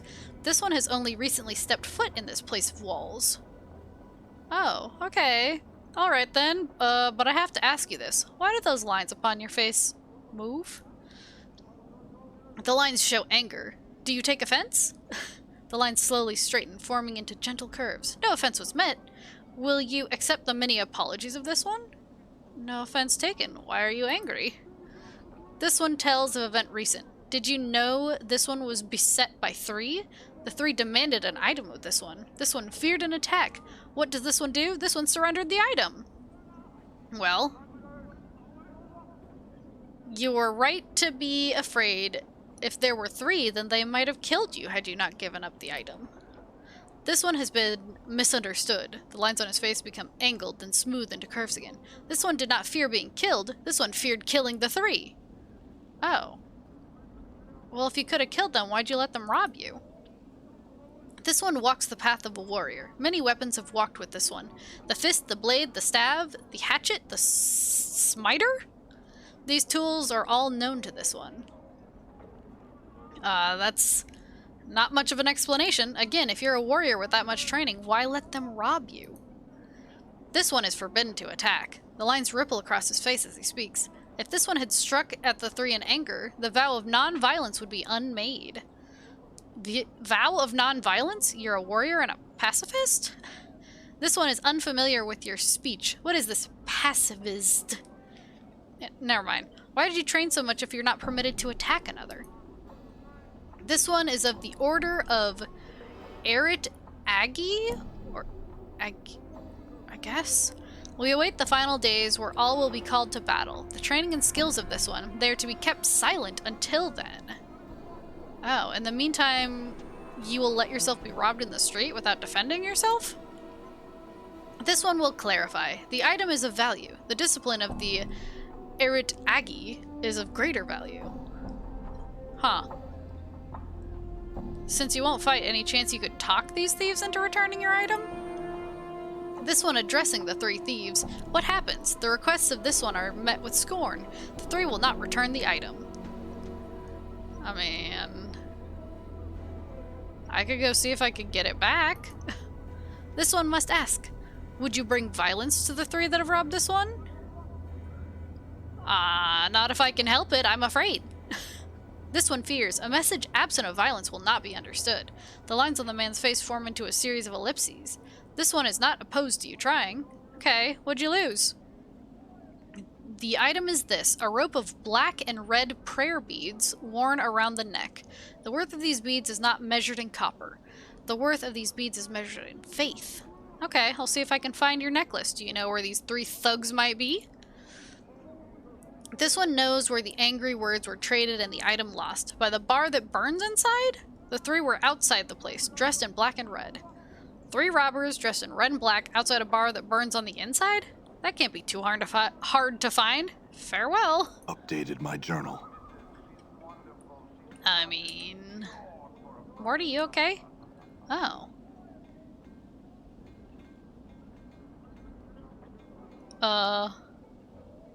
Excuse me, sir? Hey, Cutter! I got a good place for you to stay. Come inside! Okay, goodbye. We got warm beds in Huh, here. heal Come 1. on in. Poggers. Fleece. I'm gone. I'm gone. Wow, look at all of them. You see a man who is looking around the buildings with some confusion. He looks lost and is mumbling to himself. Hello. The man looks relieved. At last! I beg your indulgence, good sir. I seem to have gotten turned around in this maze of streets. He chuckles uncomfortably. I'm afraid this area of the city is somewhat... He glances around apprehensively. Unknown to me. The residents seem most unwilling to extend aid to a visitor. He looks at you hopefully. Could I prevail upon you to help me, perchance? I mean... Depends on the kind of help you need. I seek the house of my Aunt Marguerite. She is reported to dwell in a house close to the mortuary, but the street layout seems to have changed since my last visit. Do you know of the house which I speak? No? The man frowns in disappointment. I suppose it would have been too much good fortune to hope that you would know of such a place. He nods slightly in thanks. Well, I thank you for your time, good sir. It is most welcome on these streets. You're about to turn away when you suddenly have a feeling that something is amiss. Suspicious, you glance at the man again, just in time to see him withdrawing his hand from your purse. You can't be sure, but you think he might have taken something from you. This bitch took money from me? I don't think I have the dex to just grab him.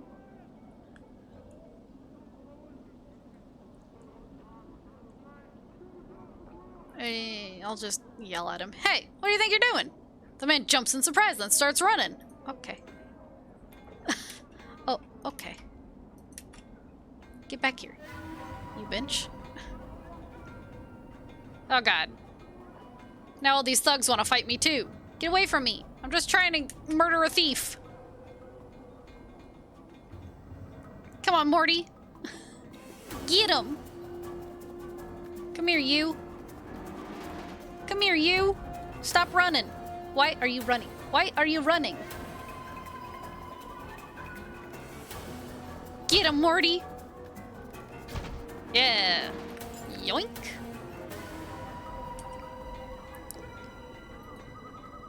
Hey.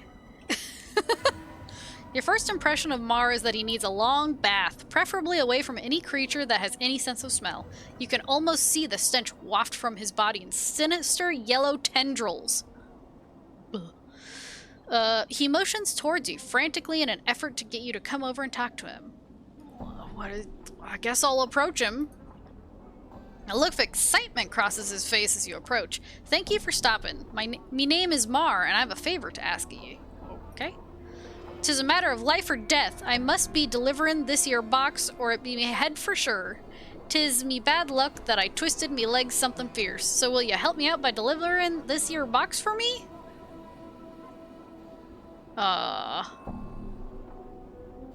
Okay.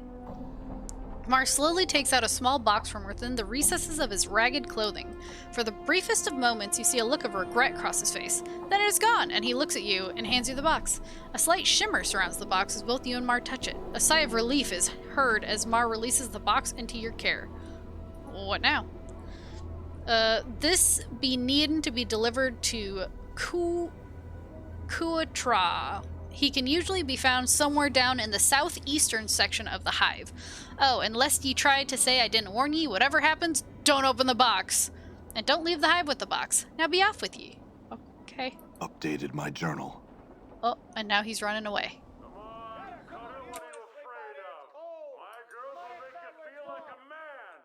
This appears to be a small wooden box. Intricate designs etched in gold adorn the box. At one time, this box would have been worthy enough to be displayed at any aristocrat's estate. However, years of neglect have taken their toll and it appears to be falling apart. If not for the large ruby mounted on the front of the box, it would be worthless. Feelings of dread seem to emanate from the box. Oh. That's cool. And what are these? What are these?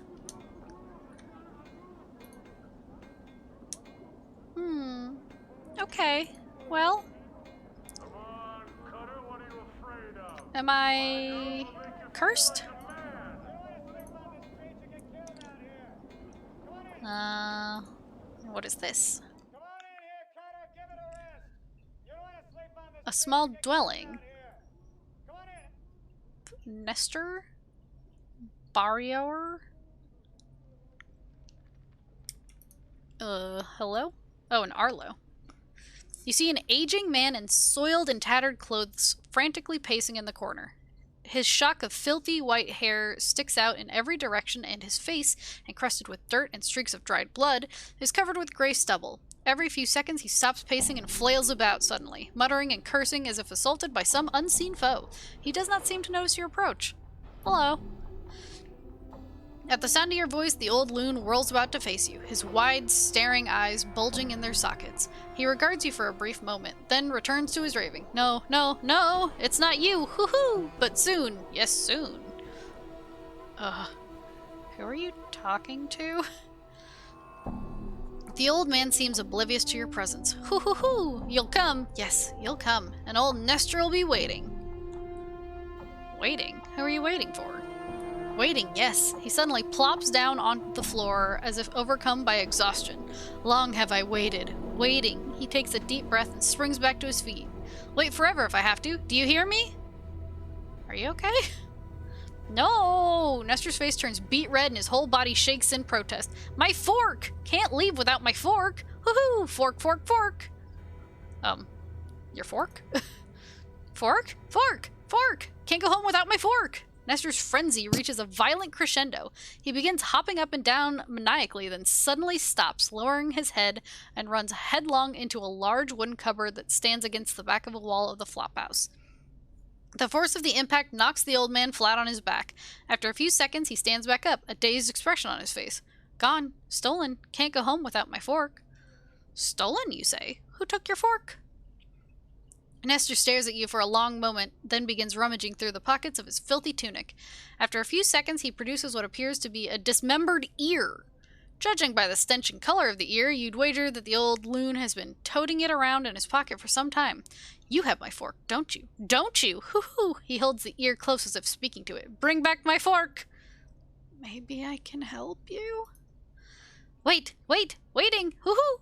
He shakes the ear violently as he shouts into it. Until you bring it back, then I can go home. Right. I guess I'll try to find your fork. Goodbye. Updated my journal. Okay. Alright. What about you? You see a tall figure of a creature standing before you. The lower portion of its body resembles that of a goat. However, just above its powerful forelegs, its shape takes on a more human appearance. With a man's torso, arms, and head, all of which are covered in polished armor. The creature's eyes are closed, and it appears to be sleeping. Well... Hello. The creature snorts briefly, but its eyes remain shut. Apparently it is not a light sleeper. Okay. You can sleep then. You see a short, balding man standing in what serves as the foyer to this ramshackle flophouse. His bushy brows are furrowed in concentration as he picks at what appear to be scabs on his large, bulbous nose. Hello? The man doesn't bother to look up. Instead, he continues to stare cross-eyed down his nose. Yeah? What do you want? I have some questions? Well, ain't that nice? He flashes you a sarcastic, yellow-toothed smile. And I'm sure you'll find your answer someday, but I've got me a business to run, so if you don't want a bed, then I suggest you pike off. Okay, goodbye. Okay. Everyone's so friendly. Everyone's just so friendly here. All right. Hello?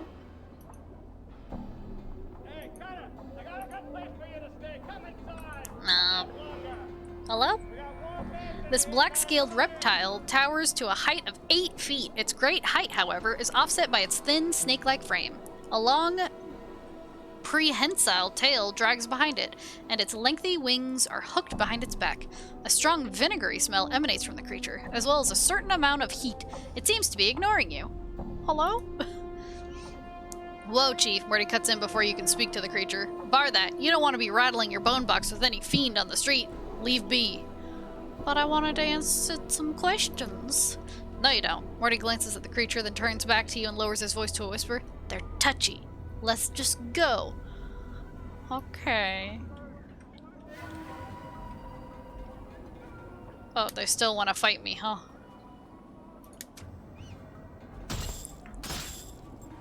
Ow. Ow. Ow. I'm hurt. Don't let it end like this. I died. Feels like I've been strained through someone's bowels. What? No.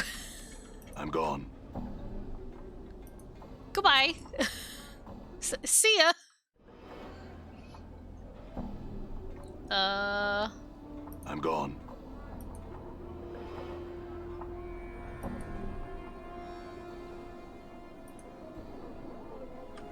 Okay, let's see.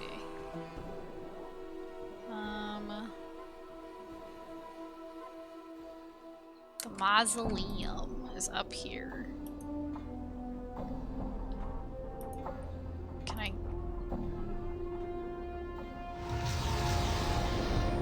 Yeah, there's a portal. Oh, and there's someone over here that I missed. Hello? You see a haggard woman wrapped in rags. Her hair is disheveled and dirty, and her complexion is extremely dark. Burns cover her arms, and her right hand is a fused lump of flesh. It looks melted, like wax exposed to a great heat. Hello? Updated my journal. What is it you want? You want of me? The woman's accent is thick, and you are having difficulty making out what she's saying. What do you want? No, you want me to leave? Not leaving the city, so I'm not. I can't. Try it. It's not a city. It's a prison. Everywhere. Everywhere? There's worlds. Her eyes gleam madly. Plains that be sinking, sands, fields, thirsty nettles be. Sightless worlds where your limbs are given life and hate, and cities of dust whose people are dust and whisper ash. The house without doors, the twilight lands, the singing winds. She starts to sob quietly, but she seems all out of tears. And shadows, the terrible shadows there's be. Where are these places? Where's them places? She flings the lump of her right hand in an arc, gesturing at the cityscape. They's all here be. Doors, here to everywhere. Doors? You're not knowing this? She squints at you and her teeth start chattering. Tell you I will. Beware every space you walk through or touch in this thrice cursed city.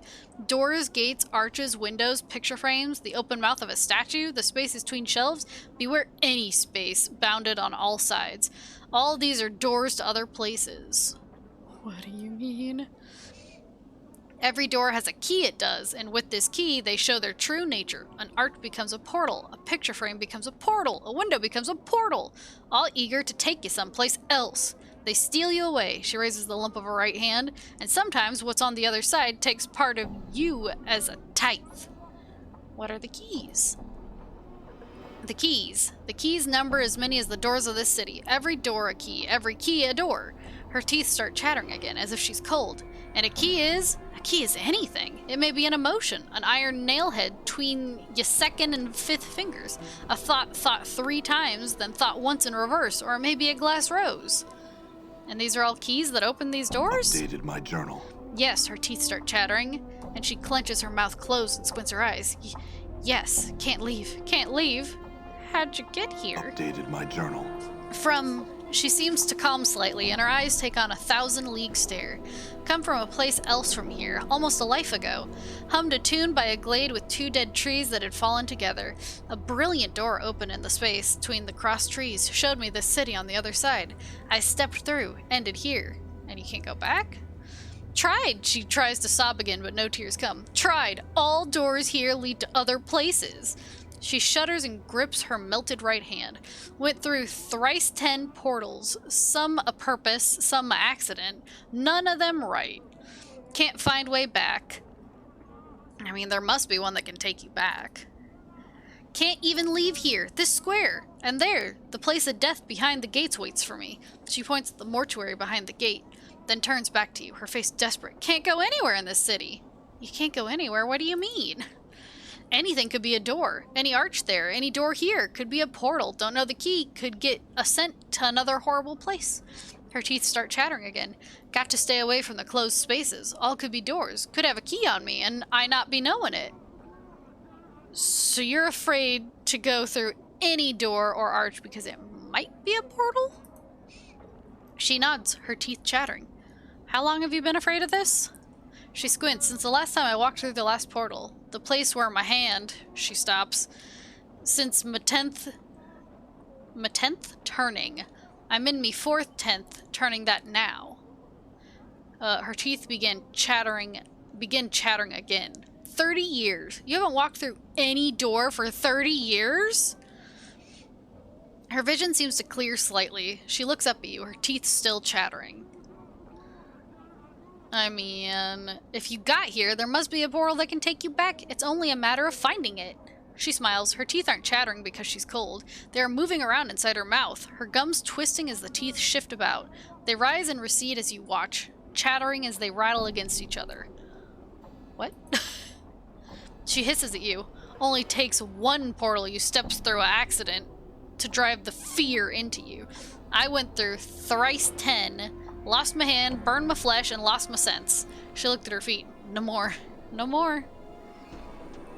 I guess if I can find some means to help you, I will. Updated my journal. Goodbye. Oh. Okay, goodbye.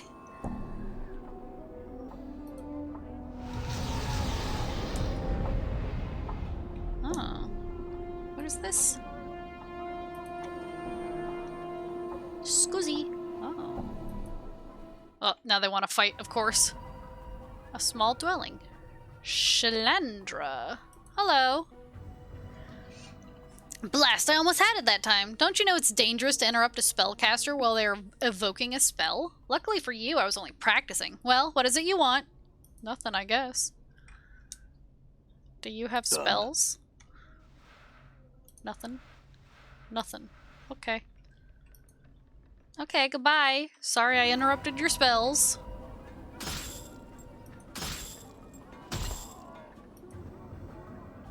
Die. Looks Whoa. like my skills have increased. Oh, Morty leveled.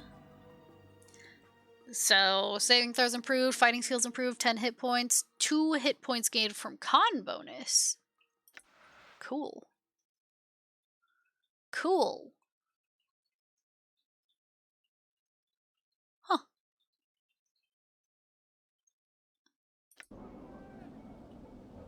Nice. I'm gone. Yoink.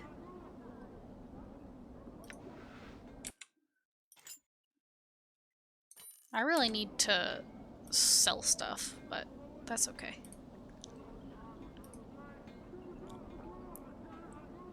True death awaits.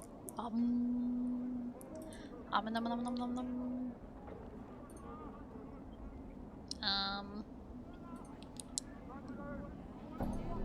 I wonder, can I sell stuff to the zombie? The zombie worker? Hello. This female corpse is dressed in a heavy burlap shirt covered with food and wine stains. Her lips have been stitched closed and her arms and legs are wrapped in several layers of bandages. The bandages seem to have been soaked in preservatives to keep the corpse fresh. As a result, the corpse's rotting odor has been replaced with an equally repulsive vinegar smell. Okay, goodbye. As you turn away, you notice Morty staring at you. Eh? Eh? What? Did you see the way the cadaver's beauty was staring at me? Morty's teeth chatter as if in anticipation. She was looking for some lucky cutter to thaw her coffin. What are you talking about? What? Are you blind? She was scouting me out. It was shameless the way she wanted me. Wanted you to go away, maybe. She was obviously too distracted by me. No. I mean... I think you're imagining things. She's a zombie, a corpse, a dead person. You probably didn't even register to her senses. Yeah, whatever. When you've been dead as long as I have, you know the signals. They may be too subtle for you to pick up on, but that's why I'll be spending my nights with some luscious, recently dead chit while you're standing around going, huh? What's going on? Where's my memories? Whatever. Let's go. Okay.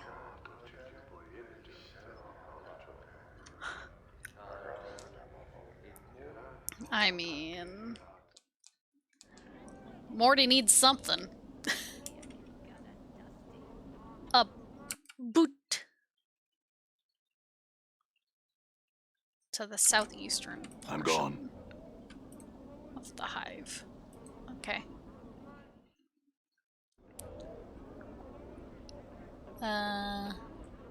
Harlot, harlot.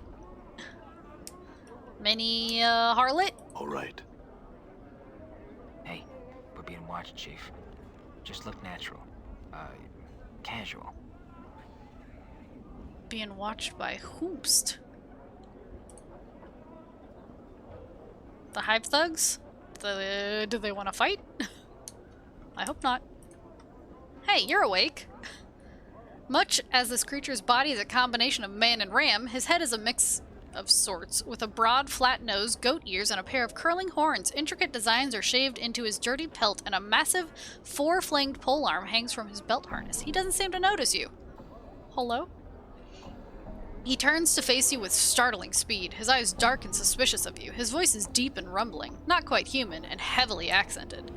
What do you want, Two Legs? His head is close to his polearm.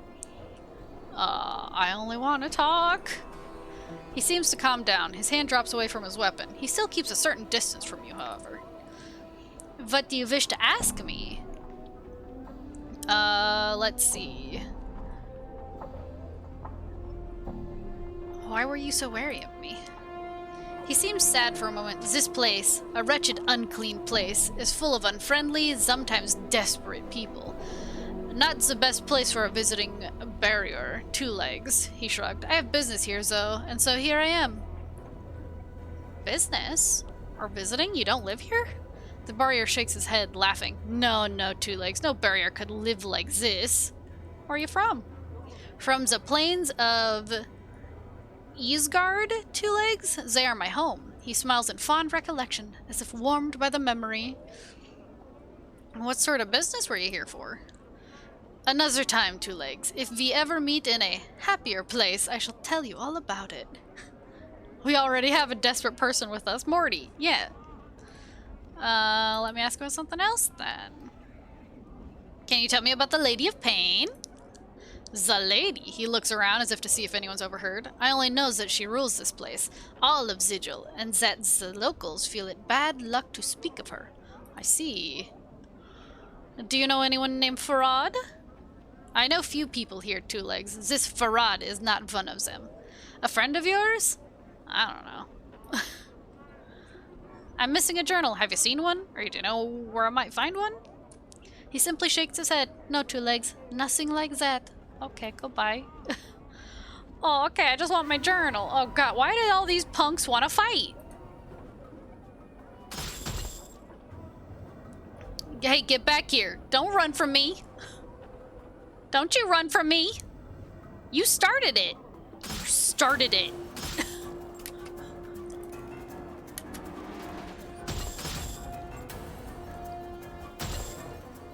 I mean, when you start it, See that? you better finish it.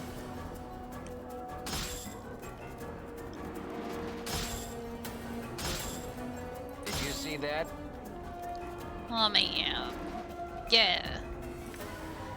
Oh, a copper earring. Oh, I'm full.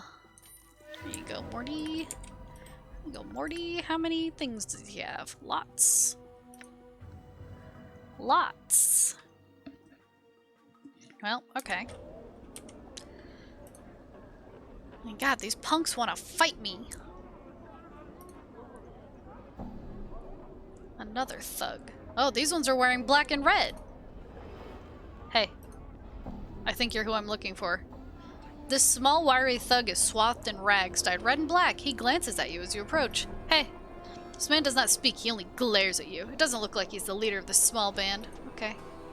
How about you? This heavyset thug is swathed in rags dyed red and black. He looks like he is made almost purely of muscle. He glowers at you as you approach. Hello. And how can I help you then, governor? Oh my god. This man's face breaks into a sneer. Looks to me you needs a healer. You one of those who robbed a monk in the hive? Took his prayer bead? Oh my god. Prayer bead necklace? Some sod with lines scrawled all over his face claimed he could have put us all in the dead book, yet then let us bob him blind? The man gives a slow, toothless smile. Never heard of such a sod, I haven't. Cool.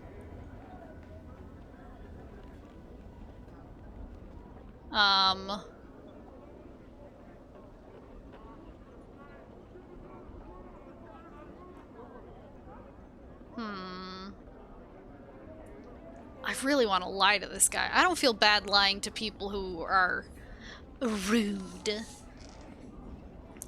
We'll see. That is interesting. The rest of his order is looking for you. The brothers of Erit Agi. They seem to know you quite well. Eh? The man's sneer fades. What are you on about? What brothers? The sod was alone he was. He's a member of a religious order, you fool. That necklace you stole is their most holy relic. If it isn't returned, the rest of his order will come looking for you. And they don't have any reservations about killing thieves. The man's eyes widen. Now, we was just keeping the relic for him. He reaches into the fold of his robe and pulls forth the necklace, which he hands carefully to you. Here it is. No harm done, eh? I mean, your wisdom could move mountains. I hope this is enough to cast off the rest of his order. Perhaps a donation to their cause? No. Your wisdom could move mountains. Farewell. Tee. Tee. I could have gotten money from him, but Right. I didn't feel the need. I didn't feel the need. Keeping it safe. Cute explanation, right? I was just keeping it safe for him. Right here in my robes. Hey. Oh god, they want to fight me still. Okay. You see Porphyron. He is still standing grimly on the street, paying no heed to passerby. The web of lines on his face are staggered into a series of right angles. This one addresses you, Porphyron. As you speak, the angles in Porphyron's face relax into a series of strange curves. This one would ask, do you have the neck rope of beads that was stolen?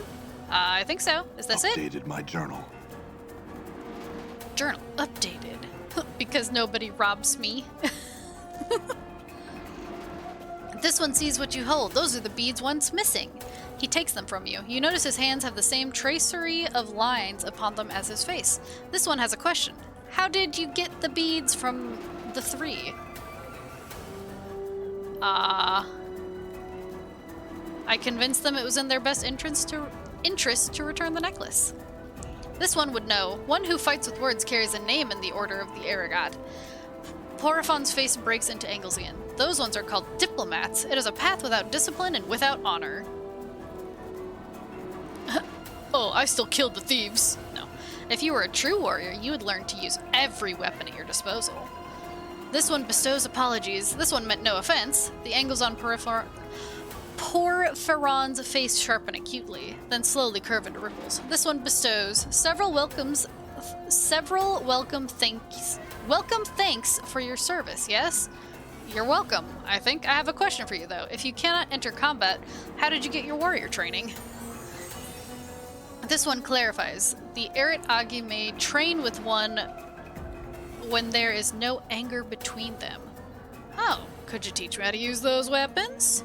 This one could instruct you, yes, but this one warns you, with knowledge of violence comes temptation to use it. I sure hope so. This one speaks. Is it your will to leave behind your previous profession? The path of the warrior cannot be walked with an unfocused mind. I mean, I'm already a warrior, aren't I? I have no profession other than fighting at this moment. I would walk the path of the warrior. This one will instruct. The lines on his face fold into triangles. These things compromise the angles of your training. Focus, experience, proficiency. I don't understand. Can you explain? Updated my journal. This one will speak of focus first. For teaching to take root, you must have focus. You must be committed to the path of the warrior. The warrior is your profession, no other. Understood. I can only be the fighter class if I want to learn about weapons. What's the next angle? Updated my journal. This one will speak of experience second. True knowledge of combat comes only with experience. There is limit to how much weapon instruction one may absorb. When you reach new level in Art of Warrior, it may be you are ready for new instruction? Okay. There's a limit to how much I can learn at first, but this limit may increase when I reach a new level. What's the next angle? This one will speak of proficiency third. There's only so much one may learn about any weapon. This one would add, there's only so much that this one can teach. Knowledge of the weapon comes at 3 levels: the ignorant, the proficient, and the specialized. There are levels between each of these, in which the student has surpassed previous learning, but has not yet truly reached the plateau of the next skill. What are these levels? This level of the ignorant is this, when one does not know the weapon they use. The attack is clumsy, the damage much less than its potential. That sounds like me when I woke up the mortuary slab. Go on, what is the level of the proficient? The level of the proficient is this. When one has learned a weapon, he is said to be proficient in its use. His attacks are no longer clumsy, they come swiftly and surely. Don't think your stats are up for fighter, more like mage? Ah. Well, that's true, since I have a bunch of wisdom, a bunch of intelligence, and charisma. Okay, I'll come back later. Punks, get out of here.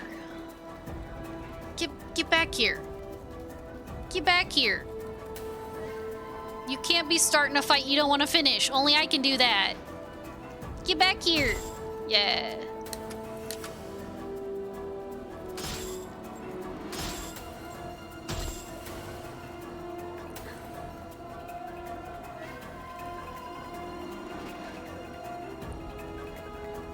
Get back here. Yeah.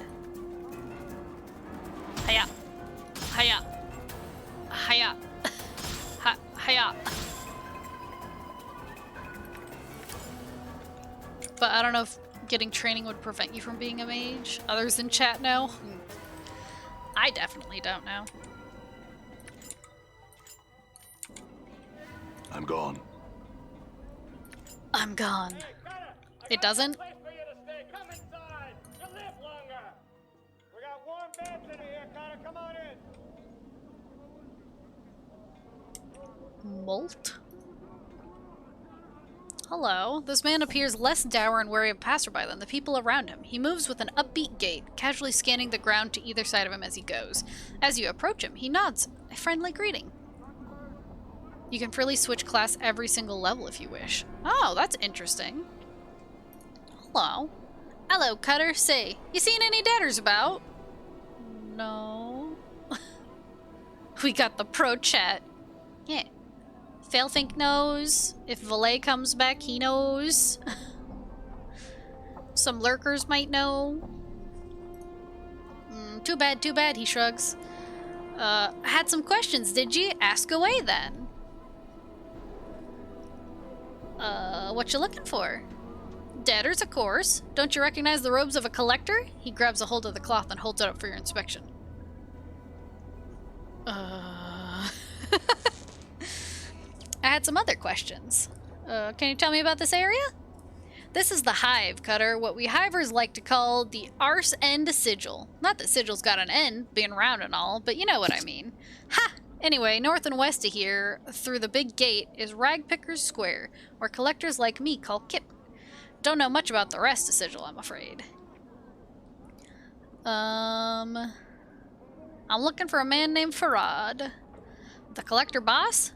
Don't know much about the man myself. We spent a lot of time fighting his boys, but they all suddenly disappeared, along with Farad. We still catch the occasional straggler in Ragpicker Square, but we've no idea where the rest are hidden at. I'm also searching for a journal. No, haven't run across one. Tell you what, though, if I do, I'll hold on to it for you. Thank you. Goodbye. And farewell to you too, Cutter. He waves and walks off. Thank you. To the southwestern portion of the Hive. I guess I could go that way. Although, Come on inside and get warm. We'll give you a nice bed. I still got a little bit of room. I would like to have more. I'm gone. Hello? What is this? This window, if that's what it is, seems to be made from a blue stone that shifts and bends as you look at it. It glows softly in the dim light of the city. Okay. Oh, merchant. Hello, merchant. This older merchant has a worldly look to him. His deep voice is gentle but confident. Ah, hello there. Are you ready to sample some of the most delectable treats from across the plains, my good man? What you got? All manner of delicacies to delight your palate, my good man. Arborian fireseed, garbar root, Elysian pears, crimson lotus petals, Bitopian shepherd's bread, shift spice from the chaos of limbo, and sea plums are what I have at the moment. Merely 5 coppers for a taste of something, or a taste of anything you like.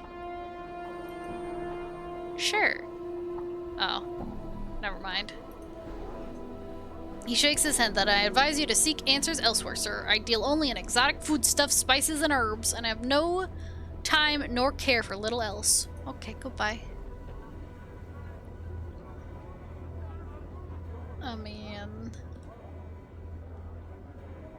as long as you don't eat it, it's fine. Yeah, but I don't have a lot of room for stuff. Lim Lim. Lim Lim. Can't afford to get caught off guard, Cutter. We sell only top of the line. Giscoral. You see a spindly-looking merchant with a brush of gray and red stubble across his chin. He wears several layers of brightly colored robes, so much so that he looks like a flag with arms and legs. He is shaking slightly as you watch. Hello. I, Giscoral. He bows and spreads his trembling hands. As he does, you notice his hands and forearms are a twisted mass of black scar tissue, as if they were once badly burned. What are you selling? Giscoral, buy cloth. Giscoral voice ticks like a clock, flat and measured. Giscoral, sell cloth, wash cloth, mend cloth, and he gestured at his layers of clothing with his shaking hands. Wear cloth. What you got? Oh. So he has rags, bandages, and needle and thread. Steal, buy, sell. So I can sell stuff to him. Good. Good. Can I sell? No, I can't sell these. Which is what I really want to sell. What do bandages even do? Heals 3 hit points. Okay. Embalming fluid? Okay. This.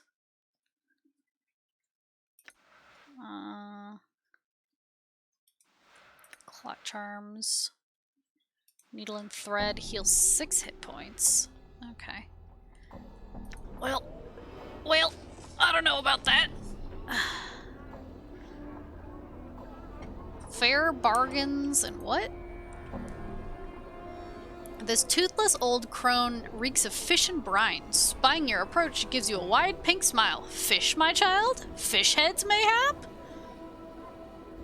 What are you offering exactly? Why, fish, my silly child. Fish of all sorts, and fish heads for those too short of jink for the whole ones. Teeny tiny fish heads, hee hee. No, but I got questions. She shakes her little wrinkled head. No answers have I, only fish. Okay, goodbye. I mean, only fish. A crude wooden cart. It looks like it would fall apart if anyone tried to use it. Morty wants some clam flesh? Probably.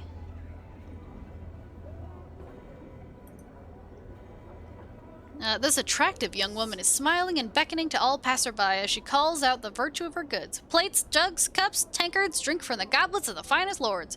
Upon seeing you, she waves you over as if you were an acquaintance. What are you selling? I sell plates, cups, jugs, tankards, cutlery, and the like, sir. All of quality, sir. The finest. She steps back and lifts the lid of the crate on the wagon behind her. Please, look over my goods. Should you have any questions, feel free to ask. Okay. You peer into the crate. It's full of plates, cups, jugs, tankards, cutlery, and the like. They look to be a varying degree of degrees of quality, but some of it appear quite nice. As you're looking them over, she presses it up against you. See anything you like, sir? Her long, waving hair brushing against your shoulder smells faintly sweet, like vanilla. Where does all this come from? She flashes a wicked grin. My lovers are all burglars, sir. These goods are pilfered from the houses of Sigil's nobles. Upon seeing your expression, she laughs sweetly. A jest, sir, merely. My father and brothers are tinkerers. These are wares which are discarded from the nobles' manors and made good by them once more. I see. I have some questions. Oh, sir, but wait. She puts her hand on your forearm. Her touch is light as a feather. Are you sure there's nothing you need? Surely something for your own home. Or a gift. She bites her lip coyly, cocking her head slightly. No? My questions. She looks so sad you're nearly stricken with guilt. Slowly, she lowers the lid of the crate. Sorry, sir, I have no time for questions. I must sell what I can before the day is done, for my family is large and hungry. Okay.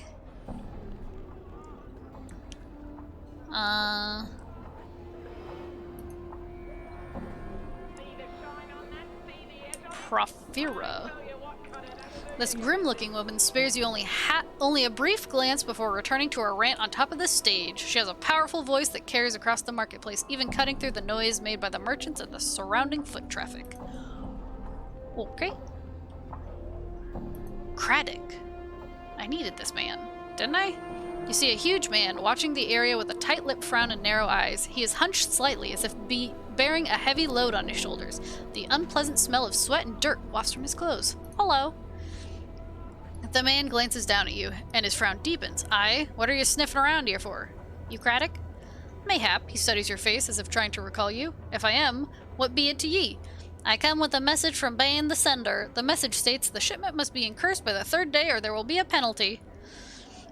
By the hells! Can they be such fools that they think we can miracle it there? Alright then, your message has found its way to the right ears for all the good it'll do. What's the problem? Look around ye! Craddock nods at the laborers in the marketplace, then scowls. These laggards and halfwits can barely keep up with the load as it stands, and now it needs doing in half the time. Oh, do you need help? I'll tell you what I need. All my men to show up for work.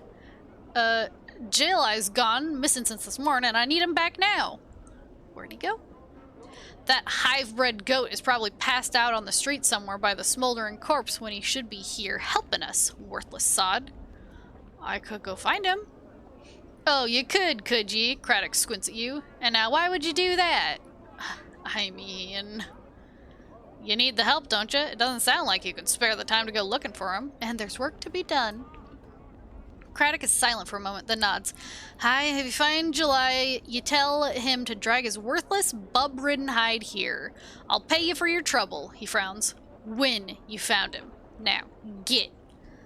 You said he's likely by the smoldering corpse? Where is that? Updated my journal. It's south and east of here. Head through the southeast gate, then head east for about a block. It's got a mess of drunks outside. Can't miss it. July's, most like somewhere around there. Okay. Okay. Gawa? Hello. You see a thin, yellow-skinned humanoid. Oh, I'm back. What did I miss? I died once. I've been fighting a bunch of thugs because they want to fight. You know, the usual. I got a box that I was told to deliver and to definitely do not open. And, yeah. Pretty standard stuff then, yeah. I didn't open the box, even though I'm so curious. Uh-oh. Uh-oh.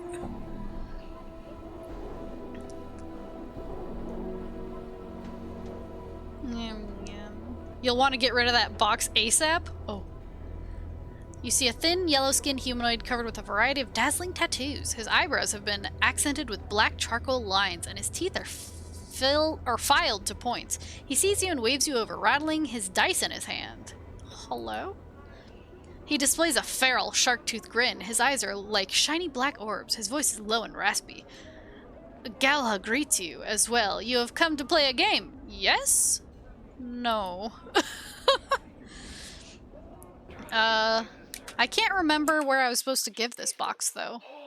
Deliver box to Kuatra, the southeastern section of the hive. So that's where I gotta go, is the southeast. So... southeast.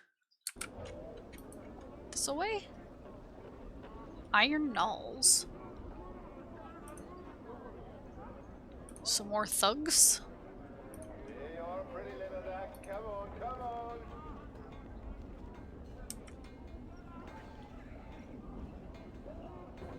The area is south from the mortuary area. Owls didn't pay me a thing. So east from here. So this one?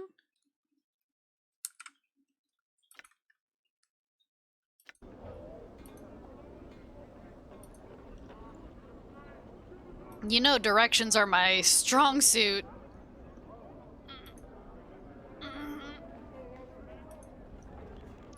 Bye. Well, that's not where I want to be. No, I was going the right way? Well, why didn't you say so? God, these want to fight me! Why do you want to fight me? I'm gone. I'm leaving. I'm leaving! Leave me alone! Leave me alone!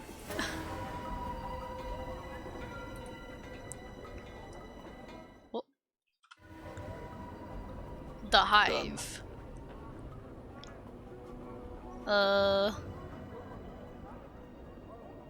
Okay.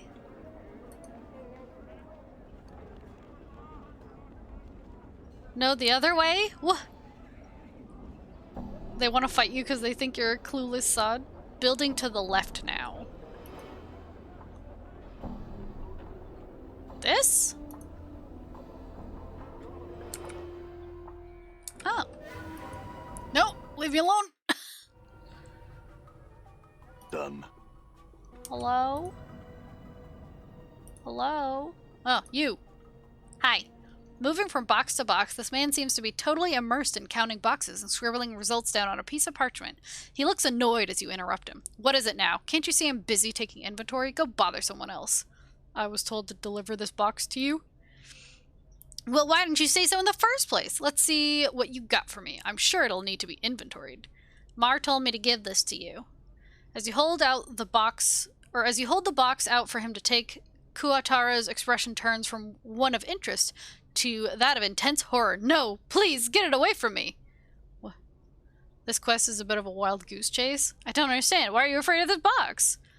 I said, get it back! Death! Evil! Had to dupe Mar! Couldn't take it anymore. Please, take to Braskin. Lives southwest. Hive me. No! Apparently the side of the box is just too much for him as he runs screaming from the building. Wait, what am I supposed to do with... Updated my journal. Okay. So I need to go find, Braskin? Back to the market area.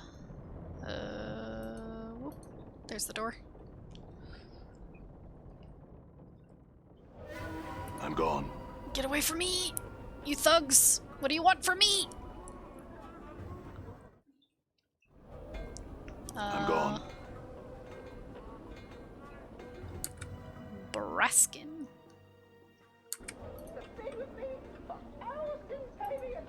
His house is on the top left of this area. Braskin's Kip.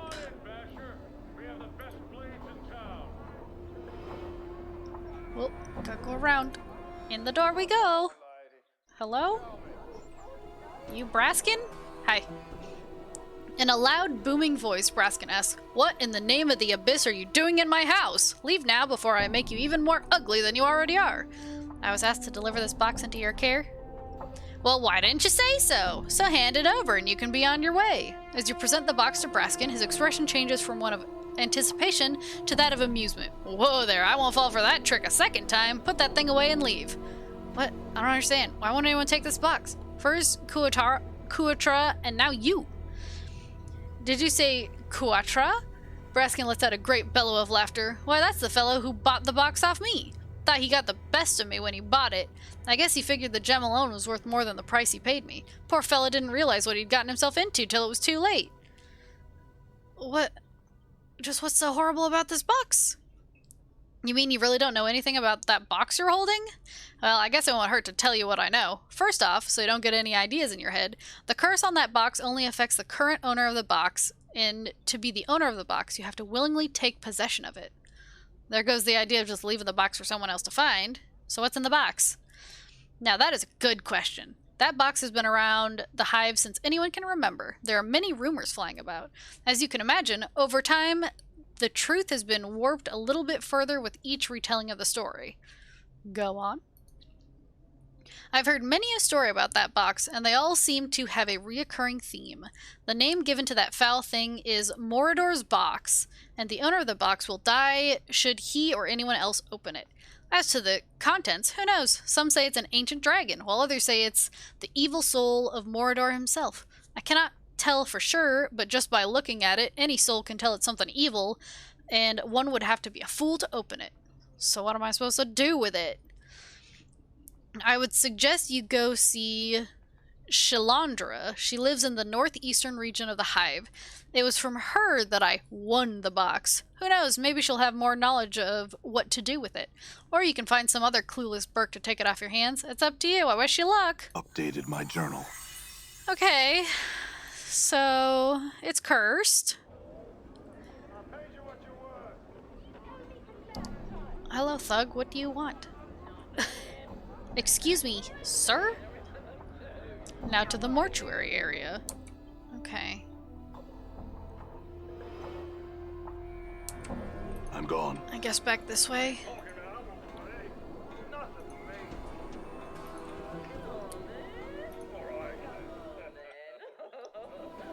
I mean... Done.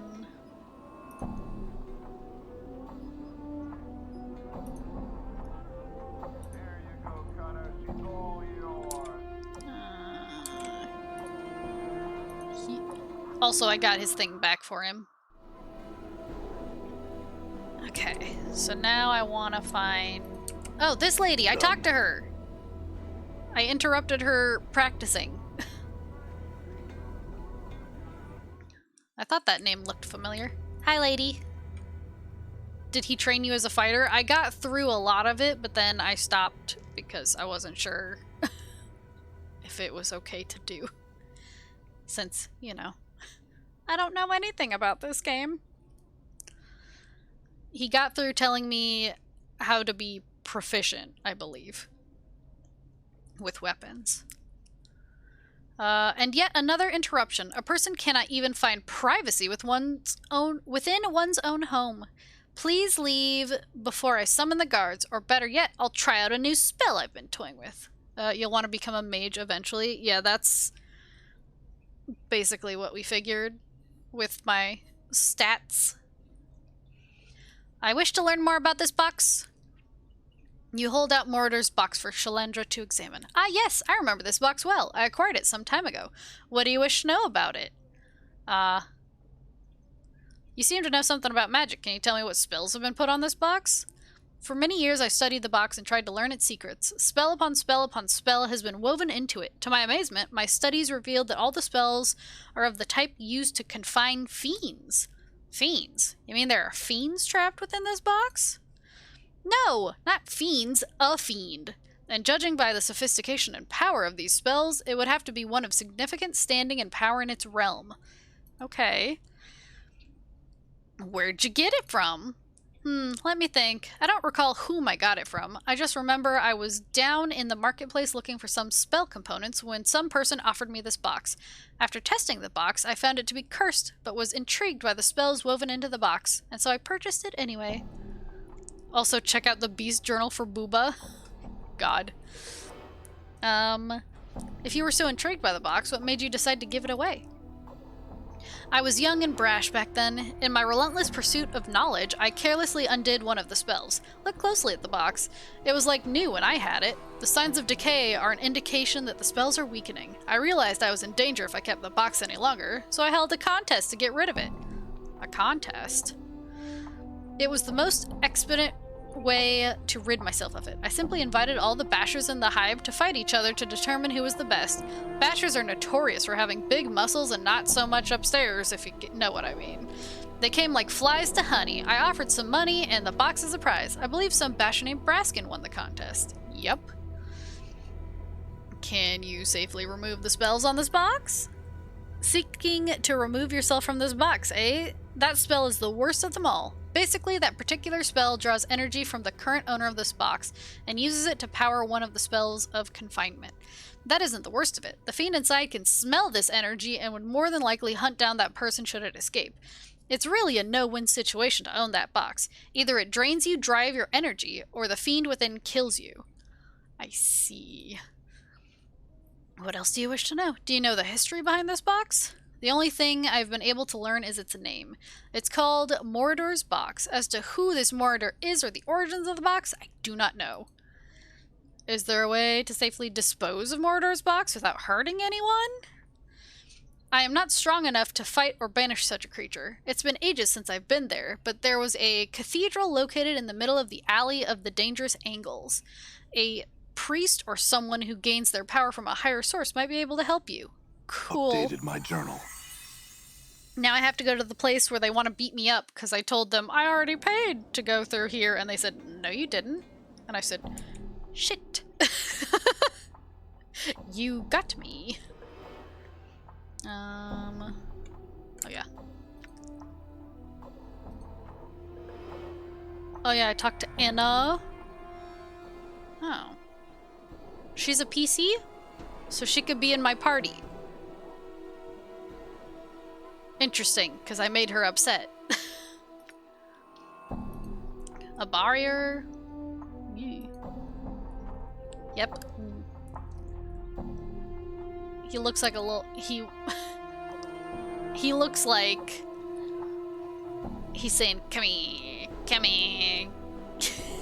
Like you have something shiny and he wants it. A collector? Dabis? Radical? Dionara?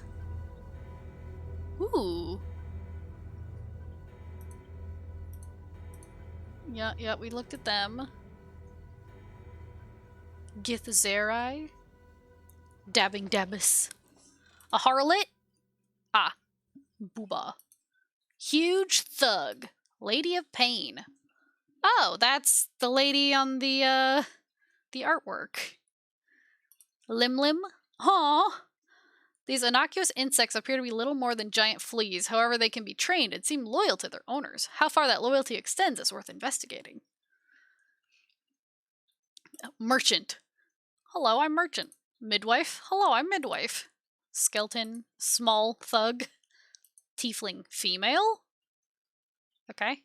Tiefling male? Okay. Town person female? Uh-huh. Town person male? Okay. Upper class townie female? Jesus Christ. Does being upper class mean screw clothes? I mean... Okay. Alright, well... Alright. I guess it's time to go get murdered. Or better yet, just run. Run as fast as I can.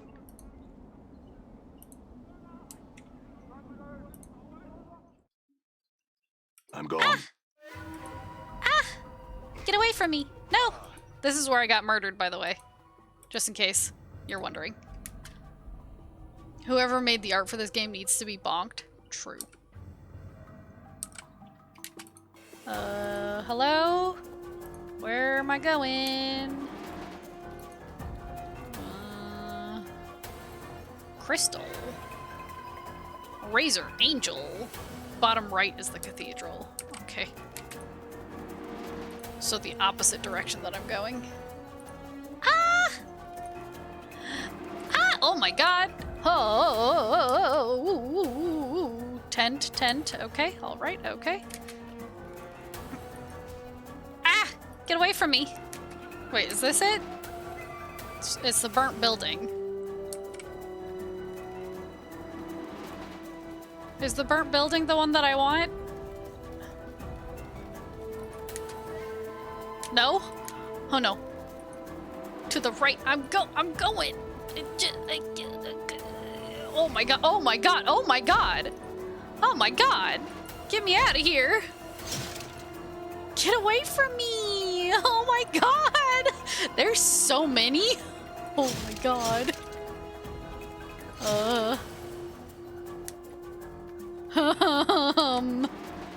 Ruined cathedral. Let me in, let me in, let me in, let me in, let me in, let me in, let me in. Help me, help me, help me, help me. Help, help, help, help, help, help. Uh-oh. Uh-oh. Bit more left with the mouse. Where? Oh, I saw it for a second. Go! Hello! Hi! You look... pink? Ooh, that was a lot of dudes. Pixel hunt. Seriously. Welcome to the Cathedral of Auskar. Have you come to worship Auskar with me? You can be a second disciple. How sad. I come seeking counsel, I come seeking counsel concerning a box and a fiend. You explain to him your predicament.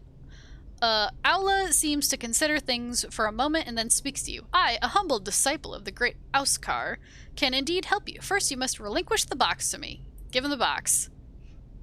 Aula places Mordor's box within a wire pyramid-shaped structure and then mutters a prayer to Auskar.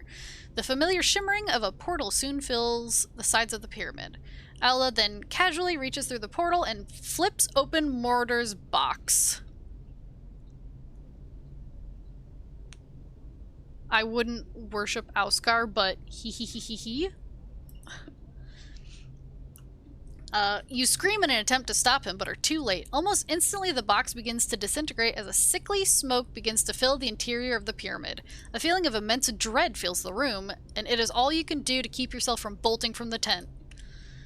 You notice that as the tendrils of smoke touch the sides of the pyramid, they are drawn into the swirling vortex of the portals. As the last tendril of smoke disappears, the feeling of dread passes. Aula smiles a bit nervously at you. Witness the power of Auskar, the keeper of gateways! Whew. I'm sure a fiend of such power that it required so many spells to contain it would have no problem making its way back here, and when it does, it's going to be looking for you. I have taken that into consideration. You see, each side of the pyramid contained a portal to a different plane. In effect, I scattered its essence far and wide across the multiverse. Did you know there are races out there that consider demons a sort of delicacy? He begins to chuckle softly as he reaches into the pyramid and sifts through the ashes of the box, removing the gem that was attached to it. Payment for my services. I will use this to help rebuild my beautiful cathedral. Keep the gem. Updated my journal. You can have it. God, look at him. Hurting. They even hurt Morty. And they never hurt Morty. I'll use a bandage. Just to try to, get the heck out of here. Yay, we got rid of the evil box! Yay! Goodbye, evil box. Eagle box. Okay, now, well... Oh yeah, she wanted revenge from starved dogs. I gotta find this guy.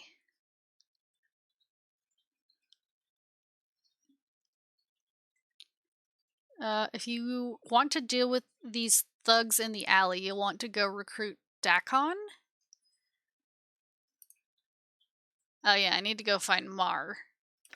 And say, you tricked me! All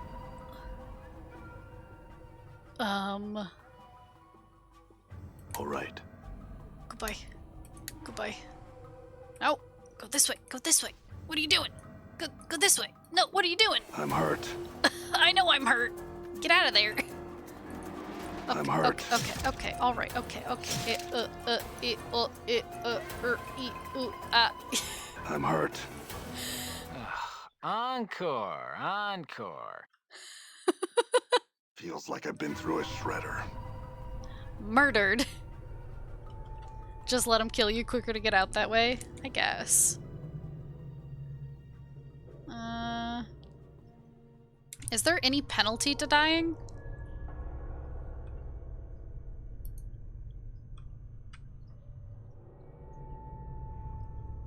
Done.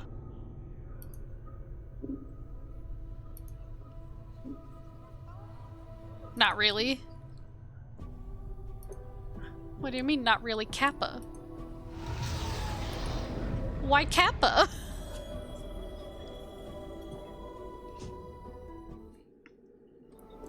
Also, I need to find a place to sell things, because Morty's got a collection.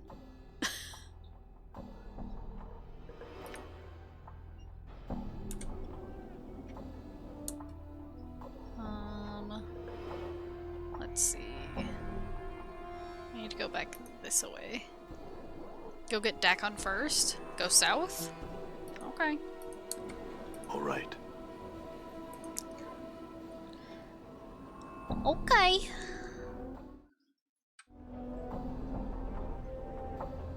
I'm gone.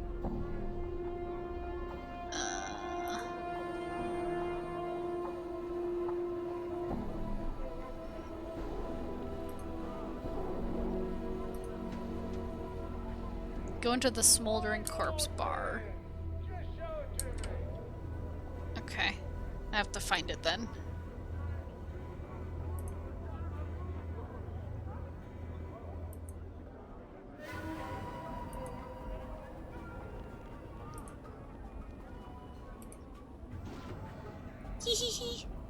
Me too. Is this it? Yup. No, the game can't be saved while hostile creatures are nearby. Drusilla? This is a woman with fading bruises on her face and arms and a look of despairing longing in her sunken eyes. She might have been pretty once, but those days were long ago. She turned slowly to face you. Life pours into her features, and the spark of sardonic light that dances in her eyes now makes you wonder if her eyes were deceiving you. Welcome to the Smoldering Corpse, scarred man. Dakon is to the left, Gith dude. Okay.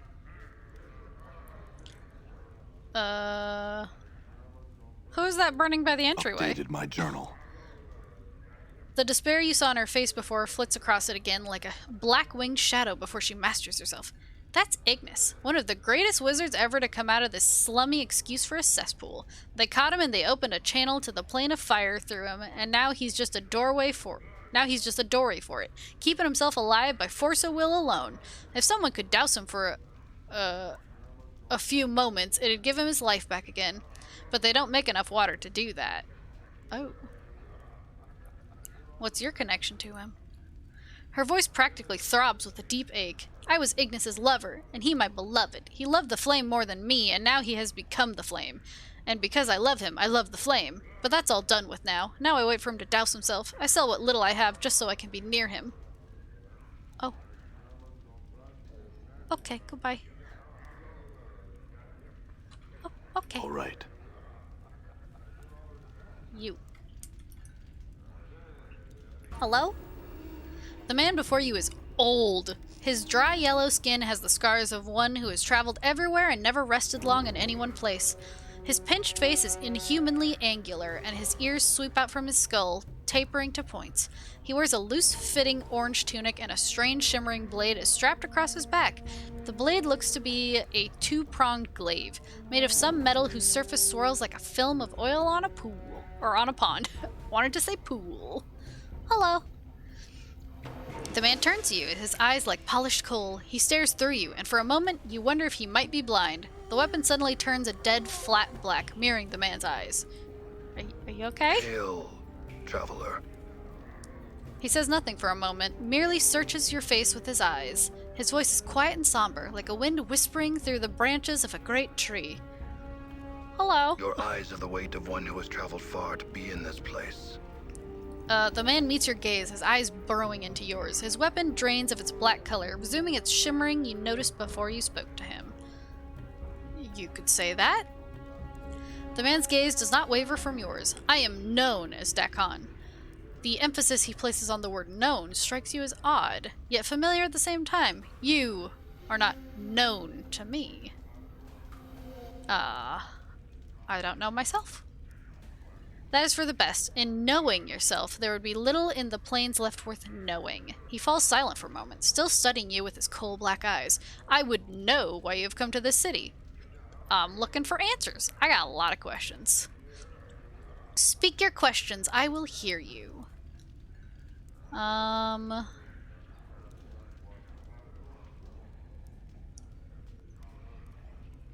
Your features are unfamiliar to me. What are you? A very nice thing to ask any new person that you meet. A Githzerai. A Githzerai? A Githzerai is one of the people. One of the people? A Githzerai. Okay, I have some other questions. Can you tell me about this city? It is known by the name Sigil. Among the people, it is known as the city that does not know itself. It doesn't know itself? What do you mean? The city exists, but it does not know itself. In not knowing itself, its existence is flawed. That answer cleared up a lot, right? How's it flawed?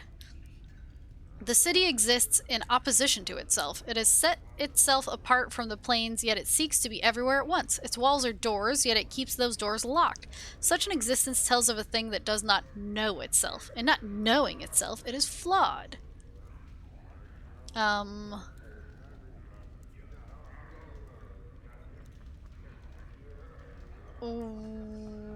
you say the city is everywhere at once, what do you mean? The city itself is built from doors. These doors lead everywhere. Ah, okay. Oh, click show more. Too late. Too late! Okay, okay, I'll go back. What do you mean? How's it flawed? Show more. This, the same stuff. You speak as if the city is alive. Or, what if the city is not flawed and you just do not know the reason for its contradictions? There's order in everything. Perhaps there's an underlying pattern that you cannot perceive. Pick one of the truths? Okay. To your question, a question. What if the city is flawed and you see its contradictions all around you? To your question, a question. You claim the city's existence is flawed. You've accepted this rather than explore the possibility that something greater may exist. That suggests you are flawed, and that you do not search for knowledge, but only for a convenient answer. Dakon falls silent. There's no knowing the answer to the questions we've asked, yet the city exists. That is all. Okay. Yet I would maintain that we know ourselves by the questions we ask and the ones we do not. If we cease asking questions and accept only what we can perceive, then we will cease to know ourselves. Dakon's voice has changed slightly, become heavier. Such words have been spoken before. I have heard them and know them. Where have you heard them? The words are mine. Once I knew them and knew their meaning. I had forgotten them until you spoke. Dakon's gaze travels through you, and his blade stops shimmering, bleeding of all color until it is translucent. There's a moment of silence, then Dakon looks up at you. I would travel your path with you. Oh, okay. Your path is mine. Strangely enough, his voice seems distant, and it echoes as if he were speaking from across a great distance. Okay, let's go. Achievement unlocked. Endure, and enduring, grow strong. Cool. Endure. In enduring, grow strong. The Unbroken Circle of Zerthamon. What is this? The small round stone is the Unbroken Circle of Zerthamon. The Unbroken Circle is a Zerth religious text containing teachings. Now you have a guy who can actually fight? Hell yeah. I mean, Morty's been doing great. He bites him. Okay. And a Whispering Flask. Special. +2 to strength. Usable only by Githzerai. Cool. Dekon, my brother. Huh. Cool.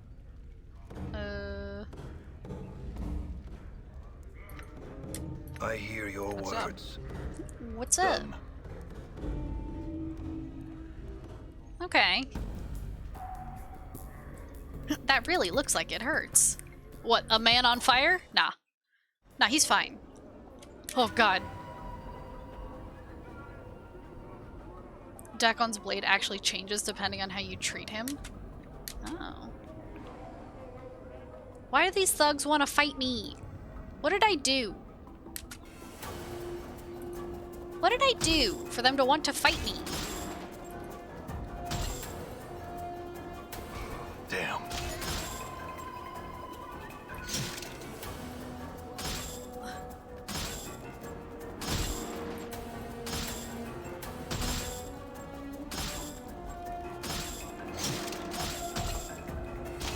Now they're beating Morty up. Damn it. Did you see that? The Karak sings true.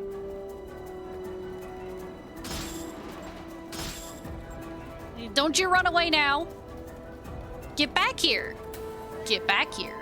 Hey, why are you running? Why are you running? You wanted to fight. Fight. Did you see that? I'm gone. Yoink. Come on inside. Come see the Burning Man. Yoink. Yoink. It's on the Yoink. stick. Yoink. Oh, You'll love that's right. I'm so full of stuff. A rusty dagger. Sure, for stabbing. But I want to use this still. Here you go, hold this. Look at all these copper and bronze. Ugh.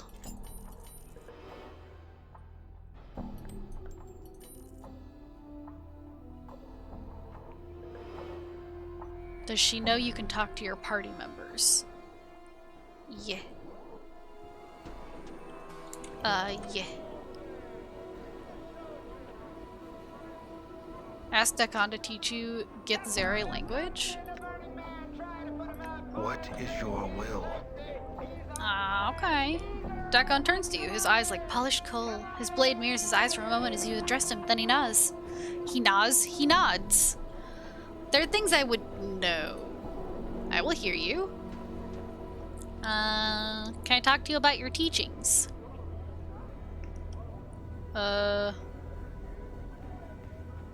I can ask him about weapon craft, the art.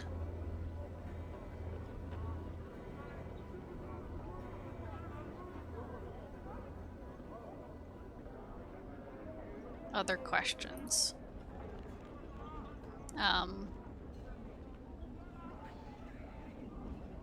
Ask you about your travels, or what are you? Travels?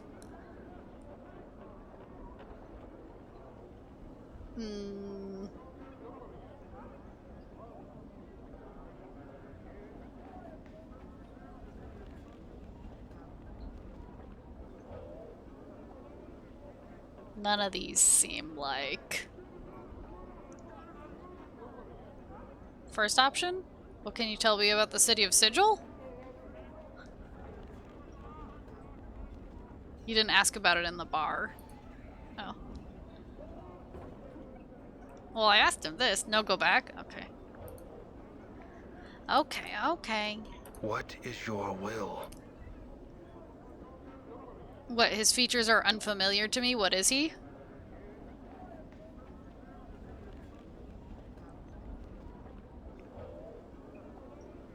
Yes? Okay. A Githzerai. One of the people? Yes, but what are the Githzerai exactly? Okay. Dekon is silent for a moment, then speaks. Our history does not need to be made known to you. We would bleed to death on Time's blade before I recited a fraction of the histories of our people. I don't need to know your histories, but I would know of your people as they are now. Dakon is silent for a moment. Know this and accept it as an answer. We are the people who make our home upon the shifting plains of Limbo. With a deft motion, Dakon slips the blade from his back and holds it before him. Wait and see what happens. There, we mold the matter of Limbo with our minds. We forge cities with our thoughts. As you watch, a series of rippling waves of metal begins to roll forth from the center of the blade. The pitch and crest of the waves match the inflections in Dakon's voice.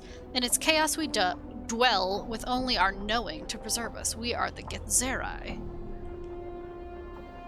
What is that blade you have? It moved, shifted in response to your voice. It is a Karak blade. It is an object that lets others know the rank of the wielder. Karak? What does that mean? Dakon falls silent for a moment, as if searching for the correct words. In your tongue, the closest translation is chaos matter. The people may shape it with their thoughts. Shape it with their thoughts? Karak is not shaped by heat, but by knowing oneself. It is a mirror that reflects the will of the wielder on its surface and in its edge. When one knows oneself, the blade is strong, harder and stronger than steel. When one does not know oneself, the blade is as water, formless and weak. What rank does the blade signify? The blade is a symbol carried by the Zerth. A Zerth is one who knows the words of Zerthamon. In knowing the words of Zerthamon, they know themselves. Zerthamon? Zerthamon founded our race. He knew the Githzerai before they knew themselves. He defined the people. He gave them one mind. Okay. I have some questions about Githzerai language. Can you teach me the ways in which your people speak? Know that the speech of the people has its foundation in history. All things are as story to us. Metaphor is a tool and an inspiration to the strength. Know when we speak of Torig's table, we remember that Torig was noted for his hospitality and goodwill. When we speak of Selkin's heart, we recall the lecherous and cruel nature of Selkin. I understand. Will you teach me? Updated my journal. Oh. Dakon teaches you some of the common forms of speech. A wise man is said to have wrote the Book of the Anarchs, while to accuse another of treason is to remember Vilkar's eye. It is said of generous people that their cupboards are bare. Common greetings include "Hail, Swordringer," and "Zerchai's kin bow to you," to which one should respond, "And the traveler is pleased." Dakon is a skilled teacher. After his instruction, you feel capable of exchanging proper greetings with other Githzerai. Now you can talk to any Githzerai you find. Oh. Okay. Cool. Cool. God, look at all this stuff.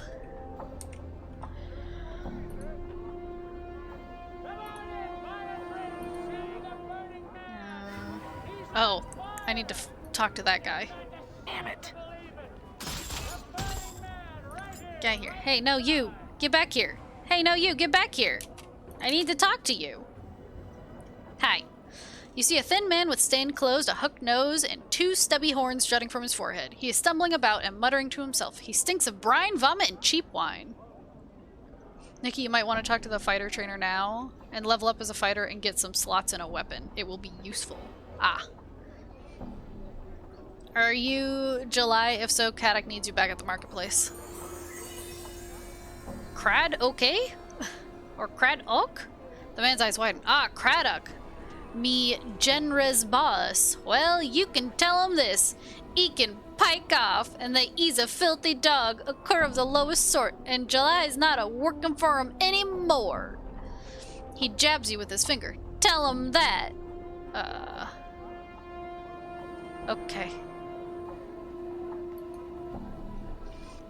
Show the character info screen? I don't... Wait, I saw it for a second. Didn't I? No, I didn't. C. Oh. C. Is not C.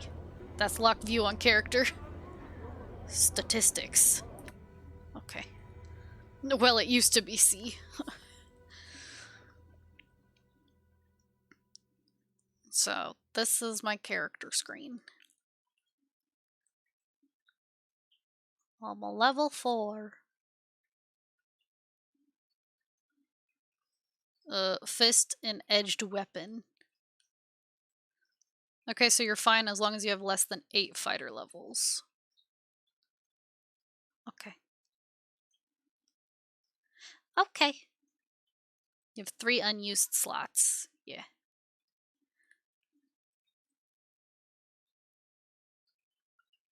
Whatever the heck that means.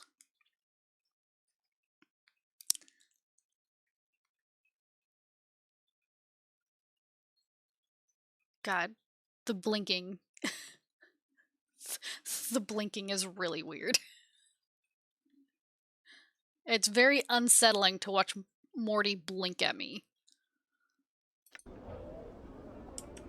I don't like it. Don't blink at me, you're a skeleton!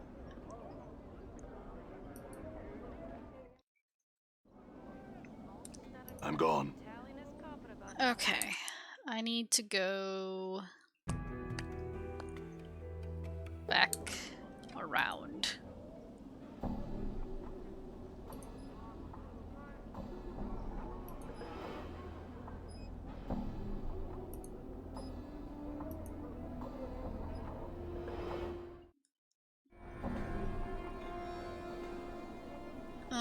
Okay, I'm let's gone. see. Is Mar here? No, because he ran off after he gave me the box. So where did he go? Come on, Cutter, what are you afraid of? My girl will make you feel like a man. You don't want to sleep on the streets, you get killed out here. Run it! You want to drink, it's gonna cost you, Cutter. Hey, Cutter, come on inside and get warm. Come on, Cutter. Let's have a Mars hidden in the alcove with the dead Limlos. Get a room and a girl, Cutter. Next to the giant lizard. Come on in here, Cutter. Give it a run. Come on, Cutter. You don't want to sleep on the Ooh. streets, you get killed Huh? out here. Wha? Huh? Left? She's submissive, she's wonderful, she's luscious, she's yours for a price. Come on, Cutter, come on in here. You want to sleep outside? It's cold. White marble building Come on inside, we got a warm bed. thingy. She's submissive, she's wonderful. This thingy? Luscious, she's yours for a price. Oh. Oh, I see him. I see him. Mars' eyes take on a wild look as he sees you approaching. In a high screeching voice, he asks, "What you be doing back here? Don't come back till you deliver the box." I got rid of the box. "It does me heart good to hear you say that. Before you kills me for the horrible deed of tricking you into taking that box, please let me try to explain." I'm listening. "The long and the short of it be that box has been around as long as anyone can remembers. Chant is some folks were fighting, and when they was done, a huge demon was imprisoned inside the box. Other folks say an evil wizard made it just for seeing others suffer. No one rightly knows what the truth behind the box be, but the owner of the box will die should it be open. If you want to get mage training, go north from here?" Okay. Yeah, what do I get out of this? "Obviously, I picked a cutter of no small means. Surely this has been but a minor inconvenience to one such as ye. Offer this weapon and some jink to line your purse as a reward for your troubles. 'Tis all I own, and coincidentally, 'twas what that rat Kuatra used to get me to take possession of the box. Cool. Give me my reward and leave me." Updated my journal. Cool. Ooh. A hollow axe. This huge axe is a double-bladed weapon topped with a spike. The edges are razor sharp and the long handle allows the wielder to put considerable force into the swing. This axe is of a different alloy than normal steel. It's light and easy to swing. It causes the same amount of damage as an ordinary axe, but it strikes much more quickly. Cool. Should I use this axe?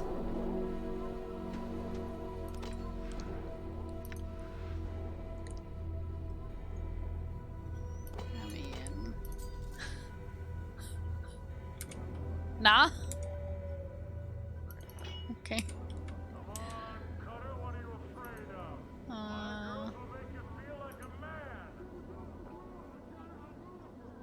He'll get mage training. Okay. Hello? Hello? Can I please go? All There's right. It's a collector. Okay. Collector, collector. Collector. Hello, collectors. Nothing here. Yellow fingers.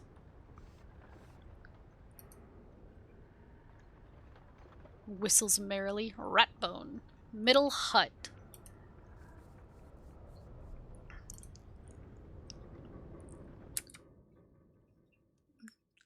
The midwife's hut?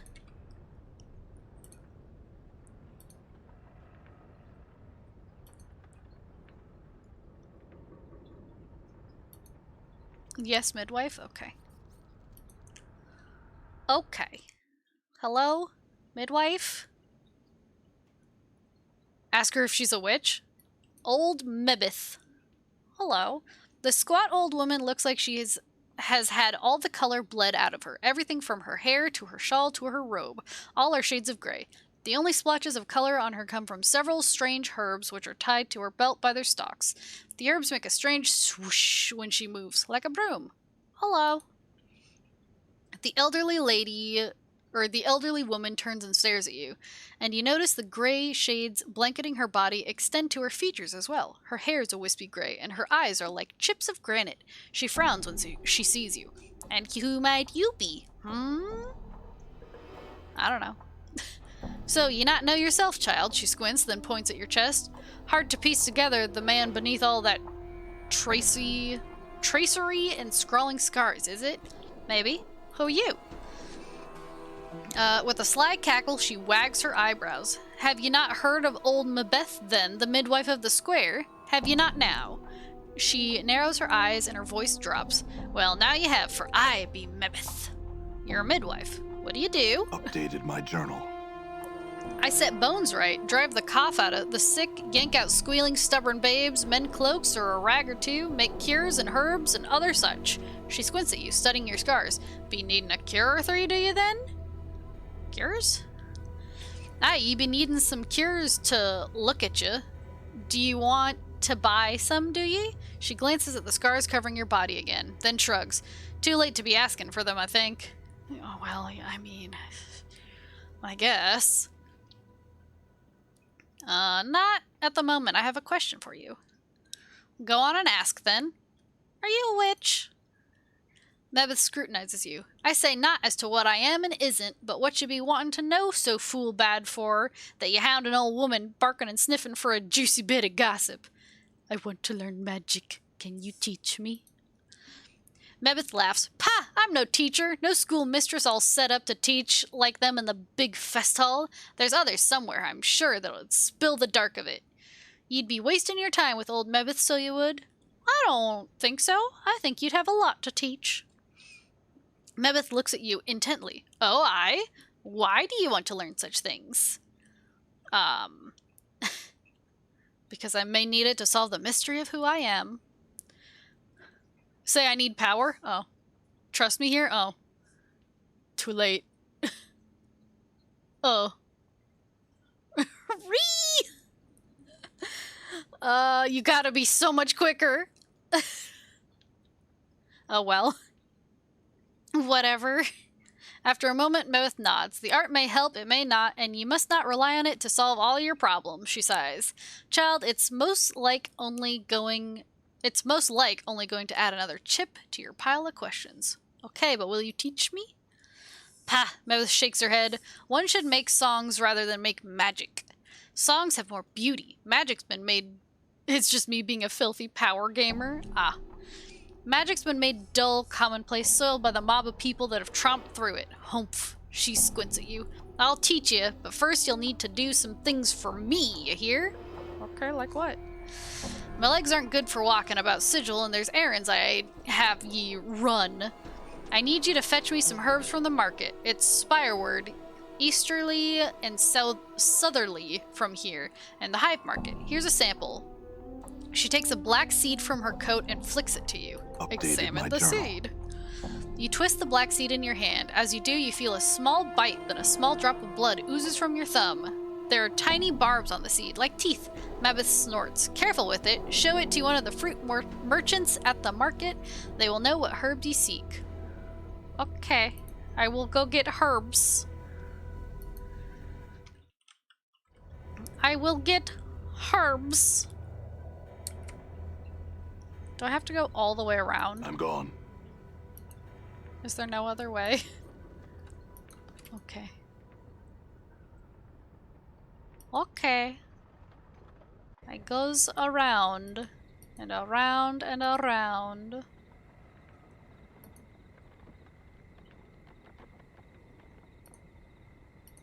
Yeah.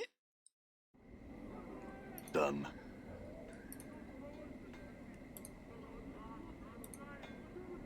Done.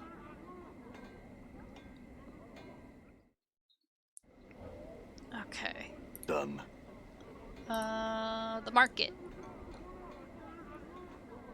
Maybe here. Hello, did you say something about fruit? Mabeth's midwife of the square needs some herbs sprung from the seed here. Can you help me? The man takes the seed, looks at it critically. As he presses it between his thumb and forefinger, he winces, and a small drop of blood appears on his thumb. Ah, this seed's got a bite on it. I noticed that. Do you have the herbs she's talking about? He can't seem to take his eye off the seed. Lad, I don't know if there's anyone who has what your friend seeks. To be square, I've never seen such a seed before. You would need someone who cultivates seeds such as this, for I have none. Okay, where can I find a person? Updated my journal. Don't know the dark of that, friend. He hands the seed back to you. You'd be hard-pressed to find a gardener in the hive. Oh. Okay. Well? Can't afford to get caught off guard, Cutter. We sell only top of the line. Now to the area where Dakon was. Which was... back down that way, right? This way? Southeast. Yeah. My brain said, oh no, you said east. All right. What is that? Southeast? Go north now? Oh. Not in the bar? The guy's name is Mourns for gone. Trees.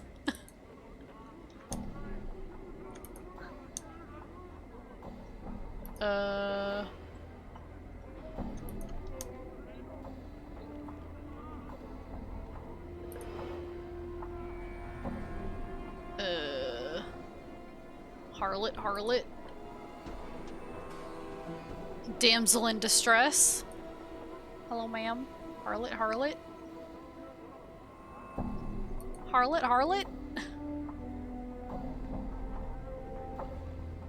Why not then?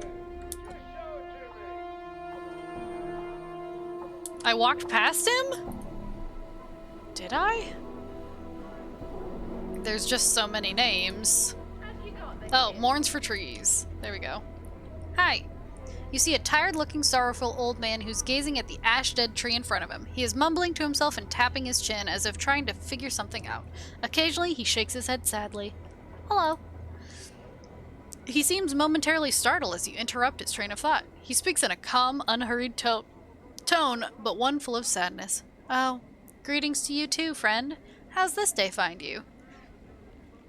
I mean, it's okay. He smiles, but sorrow still lies in his eyes. That's good, friend. Hope your good fortune continues. He seems about to turn back to the tree. And how's this day find you? He shrugs slightly and proffers a bit of a smile. Fortune finds me well, though I'm saddened just the same. Why's that? He pats the tree beside him. It's the trees here in the hive. They're dying, friend, and no one cares. Seeing the look on your face, he holds his hands up, as if to silence you for a moment. It may not matter to some, but it's important to me. I feel it's a shame to see the last tatters of life and beauty in this ward left uncared for to die. Can you understand that, friend? I mean... Yeah, it's pretty sad. He seems surprised and blurts out, Really? Oh, I mean, wonderful. Perhaps you would... He pauses and seems suddenly suspicious. He recomposes himself, speaking in his usual slow manner. In any case, that's good. I suppose you have some questions for me now. Yes? Or, no, what is it you were gonna ask? For the first time, the man seems genuinely happy. Beaming, he explains, it's difficult for anything to survive here. Just look around and you'll see what I mean, friend. I'm not sure if it's possible for the trees to thrive here, even if they somehow were to get enough light and clean water. Okay. He nods enthusiastically. But if enough people care, really want them to live, I just know they'll survive. They'll turn green again and flourish. You could be right. I am right. I'm certain of it. A sense of conviction sounds him like an aura, or surrounds him like an aura. He seems so unlike the man you first spoke to.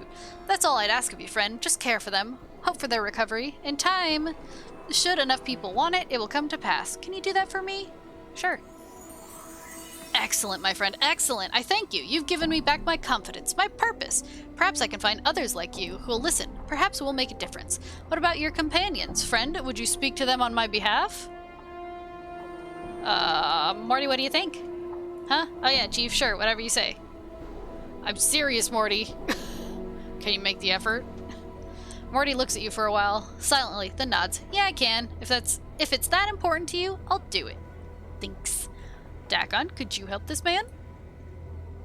One finds your request most intriguing. Trees in the hive?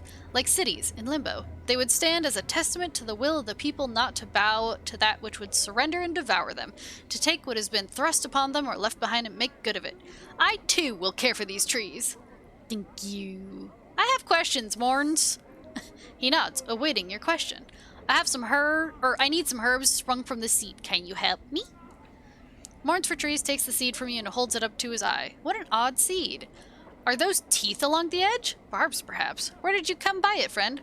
Old Memeth, the midwife of the square, needs some herbs sprung from that seed. Do you know where I could get some? No, Mourns for Trees continues to stare at the seed in his hand. This is the only seed of its kind I've ever seen. He winces and a spot of blood glistens on his thumb. The barbs in it are sharp indeed. Perhaps you should hold it. So you can't help me either? Unless you can make that one grow, I cannot. Again, I've never seen a seed of its like before, friend. If I wanted it to grow enough, is it possible to make it grow? Mourns for Trees looks at the seed. Perhaps if you cared enough to see it grow. Focus on the seed. Will it to grow? To your surprise, there's a crack and the seed splits, twigs splitting from its surface like fingers. Instinctively, you drop the seed, but the talon-like twigs wrap around your wrist and will not let go. What the hell's? Updated my journal. Mourns for Trees stares at the barbed branches wrapped around your wrist, stunned. I think the barbs on those new branches would be more than enough for what your friend needs. I mean, I will return to her then. Thank you. Goodbye. Hello, I am Plant for Hand. Hello, Plant for Hand. That's me. Okay, I need to go back to this part.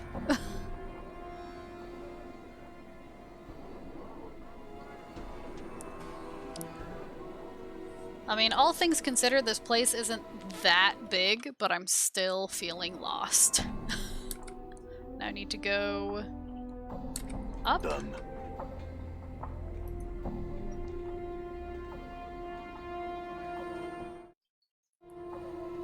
All right. And here. It will get even bigger later. God. Hello. Mebeth turns as you enter and gives you a skeptical eye. Your path brings you back here, does it, child? I returned with those herbs you wanted. Now maybe you can get this damn bramble patch off my wrist? Oh. Why bonk? Oh, because it'll get even bigger later. Is that so? Mebeth glances at the barbs that surround your wrist. If so, think it off then. Do so. Updated my journal. Creaking and snapping, the black barbed branches unravel themselves from your wrist and form into a tangled ball of brush and twigs. It looks like a nest of dead black snakes. Mebeth snorts. Think it into a picture frame or something with more structure and less angles. Concentrate on the barbed ball, then imagine it as a picture frame. But I didn't intend it that way. This is injustice. The branch ball creaks, the twigs bending and twisting until the branches have bent themselves into a small picture frame. 2 hand spans on a side. Almost unconsciously, you imagine shape the barbs to the back of the frame so it can be hung from the wall easily. And, as an afterthought, you move the remaining barbs to the inside of the frame so it can be picked up by the edges. How's that? Nevis stares at the frame for a moment, then cackles. Ha! Square enough it is. Good work, child, good work. She then picks up the frame and scrutinizes it. This'll do nicely. Is that all you wanted it for? Lawful evil bonk jail. Aye, well, this is enough, she sniffs. Aye, but there was one thing I forgot to tell you to fetch when you left last time, and it'll take you back to the merchant square, it will. Look for the cloth seller, Giskorl. He has some rags of mine that you're supposed to wash, and long has it been since I first asked him to do it. Ah. You... okay. I feel stronger. Oh, I leveled up! I leveled up! 1 characteristic point gained. 10 HP. Where do I put this point? Where do I put this point? 1 more into intelligence. God, I am so freaking intelligent. So you can have unlimited spells in spellbook. Oh, handy. Handy, but okay. Okay, I gotta stop. It's time. It's time to stop. It's time. It's 2:39. I need to go to sleep. I do have to work tomorrow. I know. Just like in Baldur's Gate, unlimited power. But I know, it's time. I appreciate y'all for hanging out with me. It was a lot of reading. Hopefully, I will still have a voice tomorrow because I did so much talking, more than usual. But yeah, thanks for hanging out with me, and I'll see y'all tomorrow.